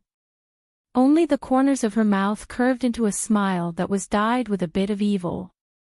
Woman, what are you planning now? Yuan Ming appeared. Hellion Vivian curved her thin lips, it's just a competition. What do you mean by what I'm planning now? Yuan Ming raised his eyebrows. It was obvious that he did not believe her. At this moment, those 10 people had already started to use their martial chi and were about to pounce on Hellion Vivian. This made Eunuch's son break out in cold sweat for her. All along, Hellion Vivian had been using close combat. In close combat, if it was 1 against 1, it would bring out the greatest effect. But if it was 1 against 10, close combat would only cause Hellion Vivian to die faster. Everyone held their breaths. Their eyes were filled with nervousness as they watched the battle unfold in the ring. However, what they did not expect was that the 10 people, including Hellion Mei, could not bring out a trace of wind with their punches. Hellion Mei stared blankly at her hand. When she looked up again, Hellion Vivian had already appeared beside her like a phantom. With a cool flying kick, she kicked her off the stage. When the other contestants saw this, they hurriedly circulated their chi, only to find that there was no way to gather the chi in their dantian. What was going on? The remaining few people looked at each other. Before they could communicate with each other, Hellion Vivian was already like a sword out of its scabbard, dashing through the crowd. She grabbed one of the people's arm and exerted force, creak. At the same time, Hellion Wei abruptly flipped over, her black hair fluttering in the wind. She lifted one of her legs and in an instant, struck the body of the man who came against the wind, kicking him to a place a meter away. Bang, bang, bang. However, the people who came to challenge her were all lying under the stage, painfully clutching their stomachs. In addition to their whole body going soft, they did not notice that their chi was being drained. This was the effect of the cultivation dissipation powder. It could invisibly dissolve the chi in the martial artist's body without being noticed by the martial artist. Of course, this did not mean that Hellion Vivian did not know. Even Yuanming thought of something, his eyes slightly narrowed, so that's how it is. Woman, you noticed that they were also poisoned, so you let them come together, right? In vain, they wanted to join hands to teach me a lesson. Of course, I have to give them a little gift in return. Hellion Vivian smiled coldly. Her appearance was like a smiling demon walking in hell. Yuanming also laughed. It is estimated that in less than half an incense, they will be poisoned. Hee, this is going to be interesting. Hellion Vivian did not comment and stood straight. Her left hand was raised by the referee, representing an absolute victory. The crowd had exploded. They opened their eyes wide and looked at Hellion Vivian on the stage. 1 against 10. She actually won. People always say that the eldest daughter of the Hellion family is a shameless waste. Usually, in addition to following behind Murong young master, she does not know how to do anything. Not to mention that she is ugly, even her usual behavior is arrogant and despotic, which makes people unable to look at her. But today, they saw with their own eyes what kind of woman she is. Unyielding, neither servile nor overbearing, quite a general style. However, what is worrying is that she has begun to thoroughly expose her fatal weakness, that is, she has never shown her chi. This is a very bad phenomenon for a martial artist. Especially when your opponent is a master of the martial arts of the golden rank. Hellion Jiao saw this point and walked on the stage with a smile. Her mouth had a soft and weak shyness. Her appearance easily aroused the desire of men to protect her. Therefore, for her to come on stage at this time, people only thought it was a coincidence and would not associate these conspiracies with her. Elder sister. Hellion Jiao let out a long sigh and looked at Hellion Wei Wei, as if she couldn't bear to do so. I also didn't want to take advantage of the situation, but the competition rules are like this, I can only come up. However, if you want to give up the competition, it's not too late now. You can go and talk to the referees and ask them to let you leave. Hellion Vivian sneered, if you really do not want to take advantage of others, why did you not even give me time to drink a sip of water and come on stage? Hellion Jiao was choked by her words and her expression changed. The faint smile also stiffened at the corner of her mouth. The suspicious eyes of the people below the stage made her take a deep breath. Bang! The drum sounded. Hellion Jiao brushed past her with a smile on her face, but the words that came out of her mouth could only be heard by the two of them. See if I don't kill you this time. Hellion Vivian walked past her and did not even look at her. This bitch dares to ignore me. Hellion Jiao clenched her left hand. As soon as the drum stopped, she narrowed her eyes and her whole body shone with a golden light. The martial chi in the air was like a roaring sea, so vast that it could not be detected. That is, the people below the stage gasped, their mouths and eyes slowly widened. They stared at Hellion Jiao and their voices were full of surprise. Gold Stage 9. I can't believe that Hellion Jiao's cultivation has reached such a high level. One must know that in the Great Huang dynasty, there were only a few people who could reach the gold stage. Those who could reach gold stage 5 were even rarer. Hellion Jiao, on the other hand, had cultivated to level 9. She could reach the peak of the gold stage with just one more stage. As expected of the legendary genius, the reincarnation of the Phoenix Girl, Hellion Jiao really lives up to her name. This also meant that Hellion Wei Wei's chances of winning against the other party were extremely slim. It was even possible that she, who did not have any martial chi, would lose to Hellion Jiaoer. The two women coldly faced each other on the stage. No one knew who would tear the other apart in the next second. Suddenly, Hellion Jiaoer waved her long sword, bringing out layers of waves. Haze, cut off all light.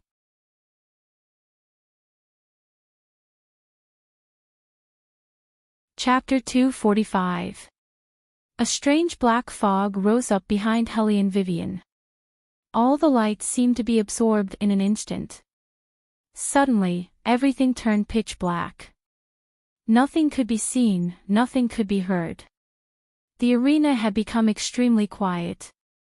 Hellion Vivian was shrouded in it. She couldn't even tell the direction, let alone see Hellion Jiaoer's actions. Just when everyone thought Hellion Vivian was dead for sure, a figure suddenly appeared out of nowhere. Suddenly, a figure walked out of the black fog. Her long hair fluttered in the wind, and her eyes shone brightly. It was as if the surrounding martial chi had no effect on her. Hellion Jiaoer's eyes suddenly shook. She reached out to defend, wanting to take this opportunity to kill Hellion Vivian. Unexpectedly, her opponent grabbed the sharp edge of her sword. Wei Wei didn't seem to care in the slightest that her finger was cut. She suddenly exerted force and pulled Hellion Jiaoer's entire body in front of her. Then, she spun around like a whirlwind. Her slender leg was lifted up high, and she gave him a side kick. Bam! That kick was like a thunderbolt. The sound of the wind cutting through the air was so loud that it was ringing in the ears of the audience. There was no extra movement at all. It was just a beautiful kick. The figure that was sent flying drew a high arc in the air. Heavily, she fell on the arena. Hellion Jiaoer lay on the cold ground. Her eyes were dark and she didn't feel any pain. She was so confused that she didn't know what had happened. After a long time, the dizziness slowly dissipated.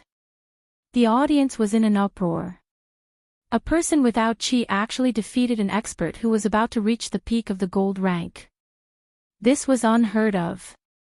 Wait, look at what's on her body. That's chi. That's right, it was chi. There was almost no chi, but it formed a stream of air. It turned into wisps of wind that surrounded Hellion Vivian, forming a faint barrier. Unlike other people's gas, the gas surrounding her did not have any color. What kind of attribute was this? Everyone looked at each other. Other than shock, there was also disbelief. Sitting in the private room, a black-haired man in ivory-white clothes curled his thin lips, and there was a hint of playfulness on his gentle and elegant face. Master. A black shadow descended, its fingernails black. The plan failed. The man took a sip of tea and did not seem to be surprised by this result. His eyes fell slightly and his voice was deep. I understand. You may leave. Yes. The shadow hesitated for a while and said, then, should we give the antidote to the young ladies and young masters who drank the tea? The man narrowed his eyes. No need. I want to see who cured my bone-corroding poison. Yes.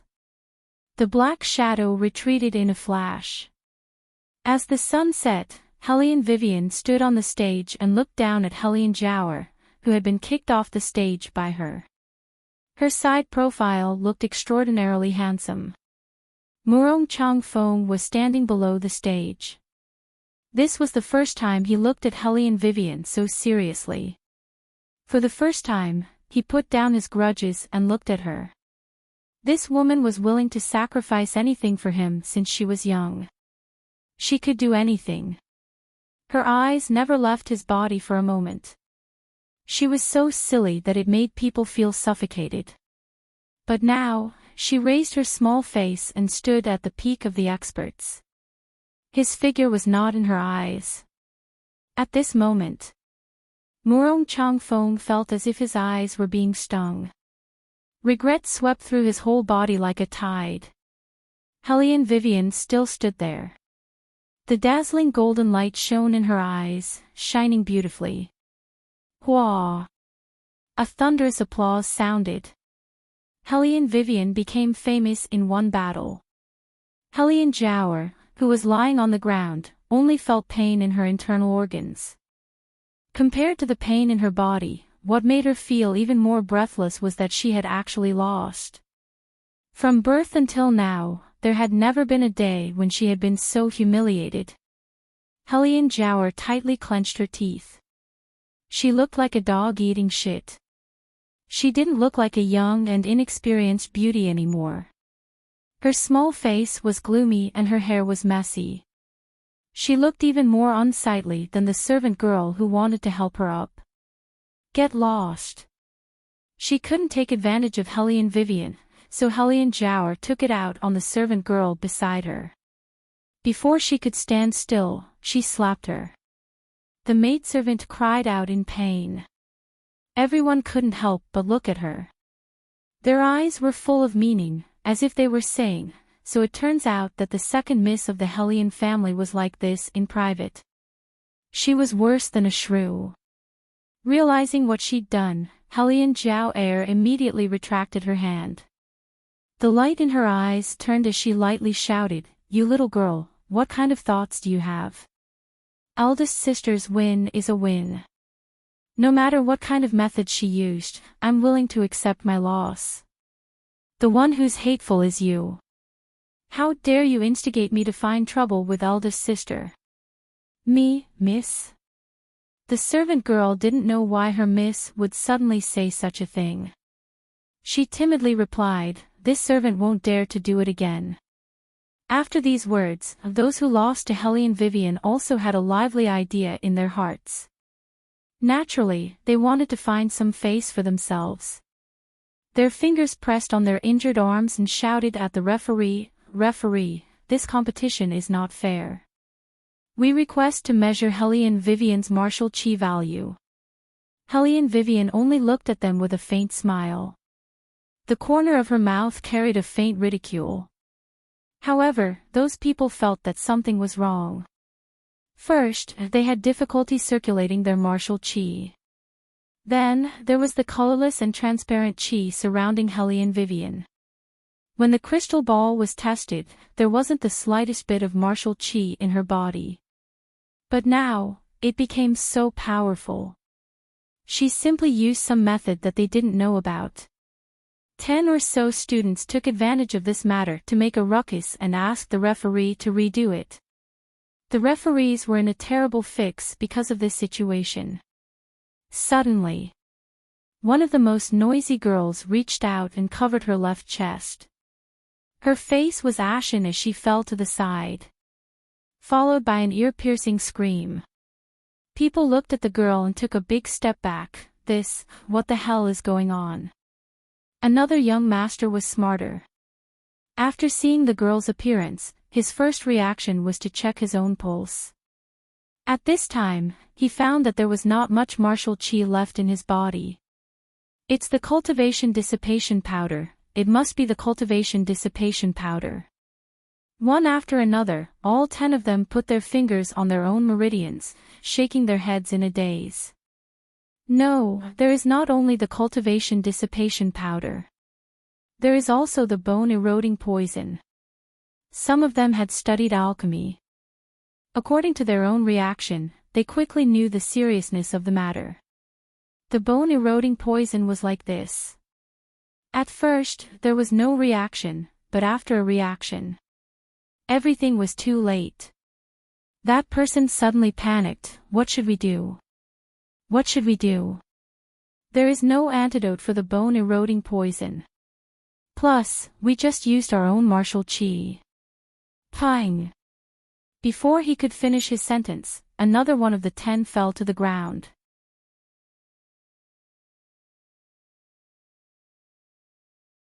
Chapter 246. Seeing this scene, 2 or 3 ministers who were originally sitting in the Phoenix building couldn't hold back anymore. They quickly walked over and held up their suffering grandchildren. One of them anxiously looked at Helly and Vivian. Quickly detoxify this old man's granddaughter. Helly and Vivian's eyes turned cold. Why should I detoxify her just because you said so? That minister was stunned. He was as anxious as a headless fly. Seeing this, Helly and Jower's eyes turned. She endured the pain in her body and interrupted, since Big Sister can detoxify this poison, why don't you help? It's just a matter of convenience. Big Sister, why are you so unreasonable? Helly and Wei sneered, don't understand human feelings. Why should I detoxify a group of people who helped you frame me? You! Helly and Jower's face changed. Big Sister, there are some words that you can't say. When did I frame you? Just because I was the last one to appear. Helly and Vivian narrowed her eyes and smiled faintly, whether you did or not, you know in your heart. They also know in their hearts. That minister had already seen everything clearly from upstairs. He grabbed Helly and Vivian's sleeve. Miss Helly and Vivian, this old man is begging you. In this world, only you can detoxify this poison. This old man is left with only one woman. Please do a good deed, do a good deed. When the rest of the students heard this, they also looked at Helly and Vivian. The fear of death made them show an unprecedented panic. What they regretted the most was listening to Helly and Jower and Helly and May's words and joining hands to attack Helly and Vivian. Usually, they looked down on this woman the most. But today, whether they lived or died was in her hands. With such a big thing happening, the retired emperor couldn't be indifferent. The poison people were the descendants of the court officials. He had to come over. But when he heard Helly and Vivian's words, he felt that it was tricky. This girl was different from everyone he had met. In her eyes, there was no such thing as imperial power. Therefore, even the retired emperor had to soften his tone. Wei, this emperor will naturally uphold justice for them. However, even if this bone-eroding poison is cured, the ones who will suffer will be those of the older generation. Helly and Vivian glanced at the retired emperor and said in a flat tone, I won't help those who look down on me and even want to frame me. That year, my mother went beyond the Great Wall alone and saved the hostages of several families. When she died, those people didn't even say a single word of thanks to her. As she spoke, her gaze swept over the crowd inch by inch. Not only that, they even took the opportunity to step on you a few times. The people who were chosen by Helly and Vivian couldn't help but tremble. Out of the 10 people, 3 of them were the descendants of the participants from that year. Helly and Vivian looked at them with a sneer. In this world, there is always a need to pay attention to karma. It's not that there isn't retribution, it's just that the time hasn't come yet. When the ministers heard the last sentence, they repented and took a step back. However, they didn't dare to speak of the matter of that year. They were afraid that it would affect their own careers. But when they saw the ashen faces of their grandchildren, the 3 ministers felt so uncomfortable that they almost died. They were their flesh and blood. Since you hate us so much, why did you detoxify us just now? The minister's face was ashen, as if he had aged more than 10 years. Helly and Vivian walked over and smiled like a demon. Didn't you also treat me like this in the past? The ministers weren't stupid. When they heard this sentence, they understood Helly and Vivian's meaning. She did it on purpose. She deliberately saved them and let them watch their grandchildren's lives in danger, but they were helpless. Woman, you are really ruthless. However, Yuan Ming's thin lips curved up. I like it. The more ruthless and ingenious the revenge, the more his demonic nature would expand. Before long, he would be able to recover all of his vitality. That would be the best. Helly and Vivian wasn't affected in the slightest. She raised a hand and slowly tied her sleeve. I said before, since they want to join hands to teach me a lesson, of course I have to give them a little gift in return. Sister Weiwei, you don't have to save the three of them. We have never framed Madame Hellion. One of the poisoned people looked at Hellion Vivian in a flattering manner. Sister Weiwei is the most clear-minded, you definitely won't involve the innocent. Hellion Vivian looked at her and suddenly smiled. Oh. Then you guys challenged me one by one, it wasn't framing me. That person's expression stiffened. In order to survive, she simply pointed at Hellion Mei and Hellion Jiao at the side and said, this is all their idea. We were just instructed by others, Sister Weiwei. This is really not what we want to do. Ling, what nonsense are you talking about? Hellion Jiao whose scheme had been exposed, instantly had some unnatural panic. However, earlier on, when everyone fell down one after another, she already knew that there was something fishy going on. Because of these fishy things, she thought of an exceptionally excellent method that could put Wei Wei to death. She pressed her painful mouth and said with a guiding voice, Ling, don't be led away by others. Don't you think it's strange? There is obviously no antidote for bone erosion, why does Big Sister have the antidote? When the ministers heard this, they knew that something was wrong. They wanted to speak up to stop Hellion Jiao. However, Hellion Vivian said, shut up, let her continue. The ministers were anxious, but they did not dare to move. They were afraid that if Hellion Vivian was unhappy, she would not save their grandson. Hellion Jiao cautiously glanced at that official and swallowed her words back into her stomach. I've finished speaking. Eldest sister, don't take it too seriously.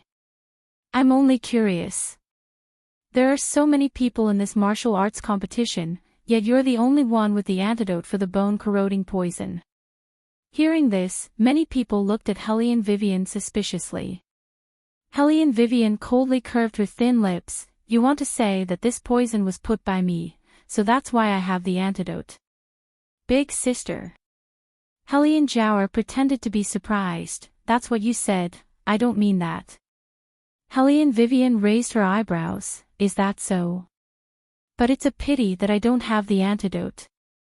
It's just that the martial chi I cultivate is special, so I know the antidote for bone erosion. You can continue to frame me, but you're just wasting these people's time. After saying this, everyone looked at Hellion Jiao with condemnation in their eyes. Even the ministers were anxious. Hellion Jiao, can you not be so nosy? Saving people is more important. Hellion Jiao had never been disliked like this before. Her face was pale, and she bit her thin lips and insisted, I just think it's strange. Speaking of which, I have something I want to ask you.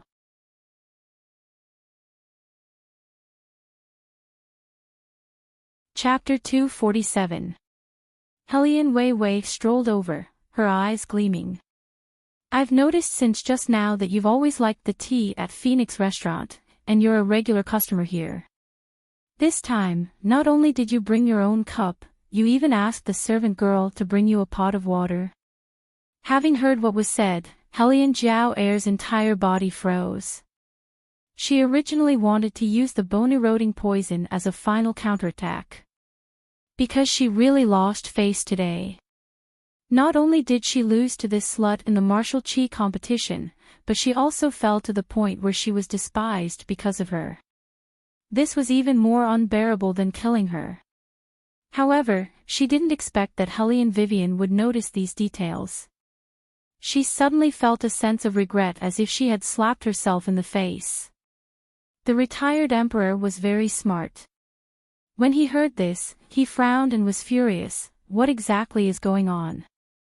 Hellion Jiao had long forgotten that the retired emperor was here. At this time, she realized the seriousness of the problem. She was so scared that her body trembled. She knelt on the ground and reached out to pull the maid beside her. The maid trembled and said, It's because Miss is not feeling well recently and it's not suitable for her to drink tea. This servant prepared a pot of water. As for the rest, this servant really doesn't know anything. That's too much of a coincidence. Today's poisoning was obviously planned. Your miss is not feeling well at this time and it's not suitable for her to drink tea, so she brought her own cup and water and acted like she didn't know anything.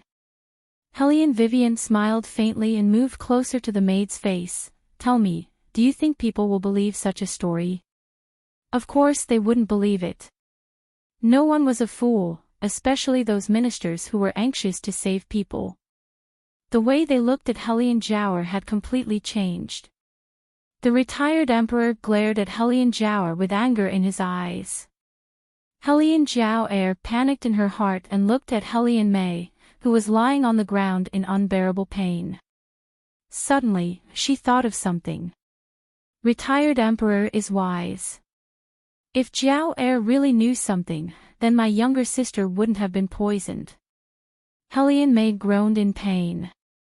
She didn't have the strength to speak and listen to the ins and outs of the matter. A wave of hatred rushed to her head. No. Second sister was lying. She knew that the tea was poisonous, so her mother asked them to bring their own teapots. However, she didn't tell him anything and just watched as he drank the tea. However, she had no way to expose her. Helene May knew better than anyone else that if she spoke now, it would implicate her mother. That was something she didn't want to see. Therefore, she could only swallow her hatred. However, what Helene Jower didn't notice was that Helene May was looking at her in a different light. At this point, it was impossible to find out who had poisoned him. The ministers were not interested in finding out who poisoned them. All they wanted was for Helene Wei to detoxify their grandchildren as soon as possible. However, it was clear that Helene Vivian had no intention of making a move.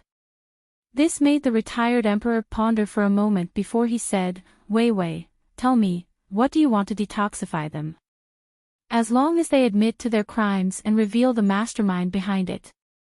Helene Vivian smiled, making everyone hold their breath. This was impossible. 3 of the ministers had ugly expressions on their faces. The others were indignant. Lord Yuan, Lord Li, do you want these children to go to hell because of the crimes you committed? The ministers still didn't speak. Once they spoke, it wouldn't just be the death of a grandson or granddaughter, but the entire family would be implicated. Helene Jower was afraid that they would be swayed and turned her head to look at Wei. Eldest sister, no matter what, these people are still your schoolmates. Are you really going to watch them die and not save them? Younger sister. Helene Wei looked at Helene Jower and suddenly laughed. Speaking of which, these things all happened because of you. If it wasn't because you wanted to find someone to join hands with to teach me a lesson, they also wouldn't have used their martial chi to such an extent. You're the main culprit. How can you remove yourself so cleanly? Helene Jower was completely speechless by Helene Vivian's words. Helene Wei saw that those ministers didn't speak. Her thin lips curved into a half-smile. The 3 lords are used to being heartless and unscrupulous, even disregarding the life of their own grandsons, then don't blame me for not saving them. As for the other 7, whether they can live or not, it will depend on this younger sister's attitude.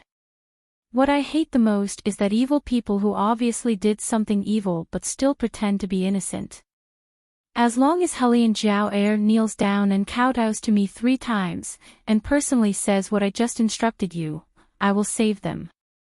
From the beginning, Helene Vivian had said that compared to killing people, Helene Jower would be more painful to be skinned in front of so many people, so that her ugliness wouldn't be able to hide. Helene Jower covered her swollen face and continued to weep in denial. Eldest sister, why do you have to be so ruthless towards me?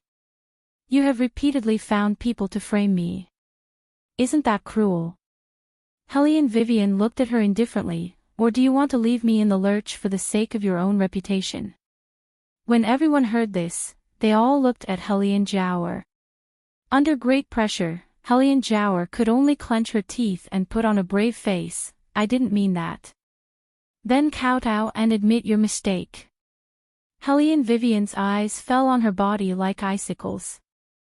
Helene Jower bent her knees little by little and bit her lips so hard that they bled.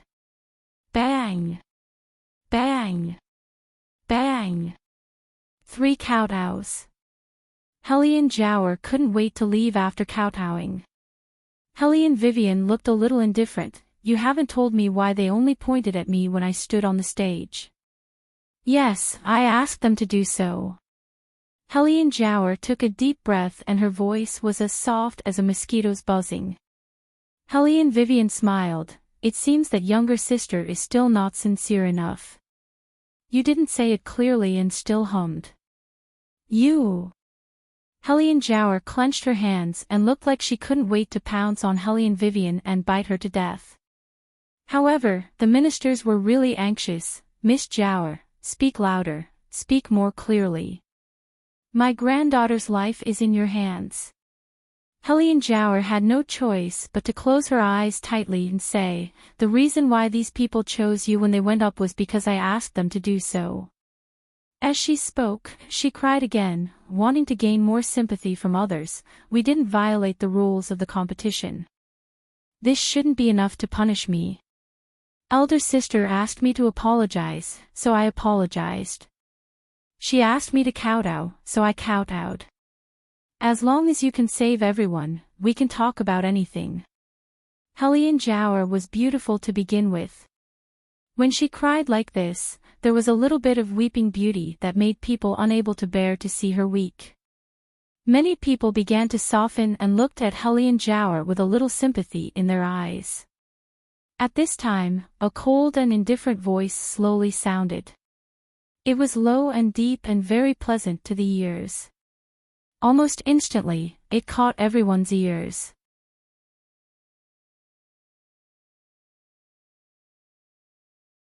Chapter 248. Now that I think about it, you do have a little bit of credit. Everyone turned their heads. They saw Beligaju walking over from a distance.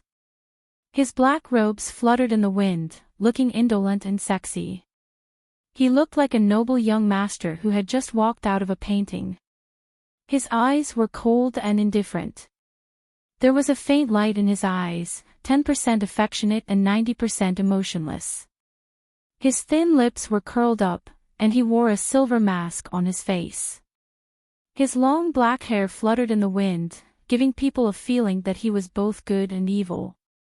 Then, he tilted his head, bit off the white gloves on his hands, and gently spat them to the side.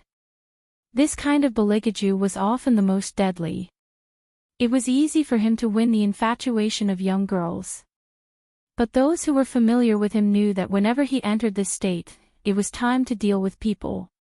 He never showed mercy when he whipped corpses. Also, there was one more thing.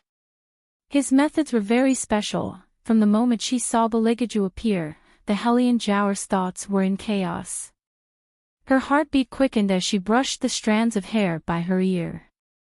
She raised her watery eyes and looked at Beligaju affectionately. Your Highness, she thought that this kind of attitude would make her look more innocent and pitiful. After all, His Highness had always liked this kind of girl. Didn't that lowly servant girl from before rely on this to make His Highness take her seriously?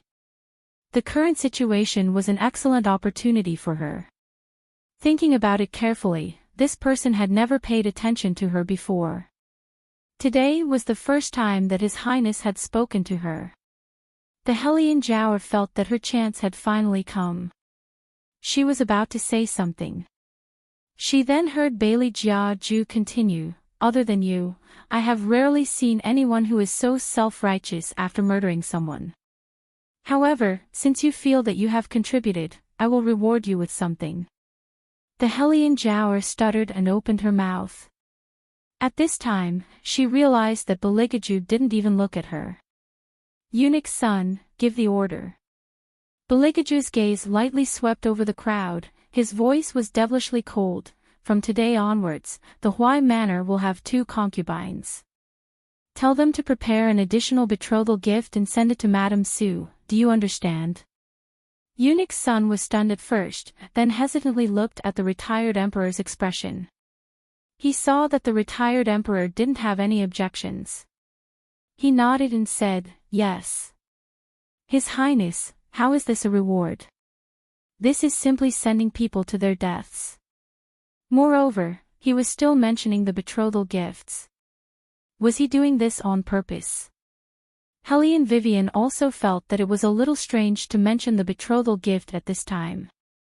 She couldn't help but glance at Beligaju. His Highness, on the other hand, was as cold as ice from beginning to end. He was so cold and indifferent that no one could guess what he was thinking. Your Highness. Helene Jower cried out with a pale face, how could you, how could you? Beligaju coldly raised his eyebrows, you want to defy the decree? Helene Jower looked at the ministers with a panicked expression. The ministers were more or less afraid of the elders of the four great families. They knew that they especially valued Helene Jower, so they spoke up, Your Highness, it's not good to bestow such a hasty marriage. If Prime Minister Su and the people of the general's residence know, Wei. Beligaju didn't wait for them to finish speaking. Instead, he called out Helene Vivian's name with his thin lips half-curved. Helene Vivian hummed in response. Thinking about it carefully, this seemed to be the first time a certain highness called her name. Why did that tone sound like he was ordering a cat or a dog? It was just that the ending tone was a little soft, which made it hard to refuse. Take note of him. See who among the poison people is his grandson. Just let them die. Beligaju's tone was very indifferent. It was this kind of indifference that made the ministers' hair stand on end from the bottom of their hearts. The entire venue fell into a dead silence. No one dared to open their mouths again, afraid that the royal family would make an example out of them. Only Helene Vivian responded with a light smile, okay. She looked like she wasn't afraid of Beligaju at all, lazily curling her lips. The two people stood upright under the setting sun. One was as cold as a fairy, the other had a faint smile like a devil. It looked like they complimented each other a little. However, it was like this that the two people joined forces, which made people a little breathless. Originally, Helene Vivian alone was enough to make the ministers fearful. Now, there was the addition of the royal family. The ministers looked at each other, cold sweat dripping down their foreheads.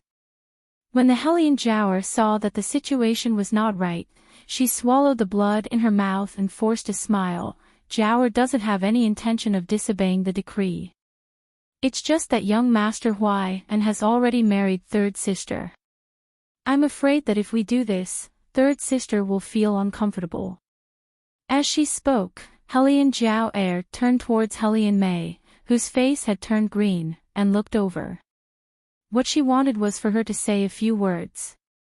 This kind of singing and matching, maybe she could help her out of this predicament.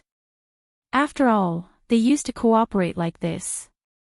However, what she didn't expect was. Helene Mei unexpectedly laughed. Her voice was so deep and hoarse that it made people who heard it feel extremely terrifying. Second older sister is truly overthinking things. How could I feel uncomfortable? You and I have been together since we were young. If we can also live together in the future, then that couldn't be better. You can rest assured that after you marry over, you won't need to come to my house every day to offer tea. Even if you become a concubine, I will still let my husband take care of you a bit more. Hearing this, the Helene Jower widened her eyes as if she had seen a ghost. Third sister, are you crazy? Second sister, why are you so agitated? Helene Mei looked at her coldly. What you meant just now, could it be that if I agreed, you would comply with the imperial edict and marry me? Because of Helene Mei's words, the Helene Jower could no longer maintain her image. Regardless of who was around, she stood up and shouted, Helene Mei, you are crazy. You are really crazy. Who wants to marry a eunuch? You are asking for it. Who told you to have a secret relationship with Huai then? How can I compare to you? I am the treasure in the hands of father and mother. How can you drag me into this? It turns out that second sister thinks of me like this. Hellion May spilled blood from the corner of her mouth. Now, you, the treasure, will fall into hell with me. Second sister, don't worry, when we go to the Hui family, I will repay you well. Hearing Hellion May's words, the Hellion Jiao really didn't understand what happened to her. Could it be? Was it because of that cup of tea? After Hellion Jiao reacted, she turned to look at Hellion May again. Her familiar gaze disappeared and was replaced by a hatred that corroded the bones and penetrated the flesh. Third sister, listen to me.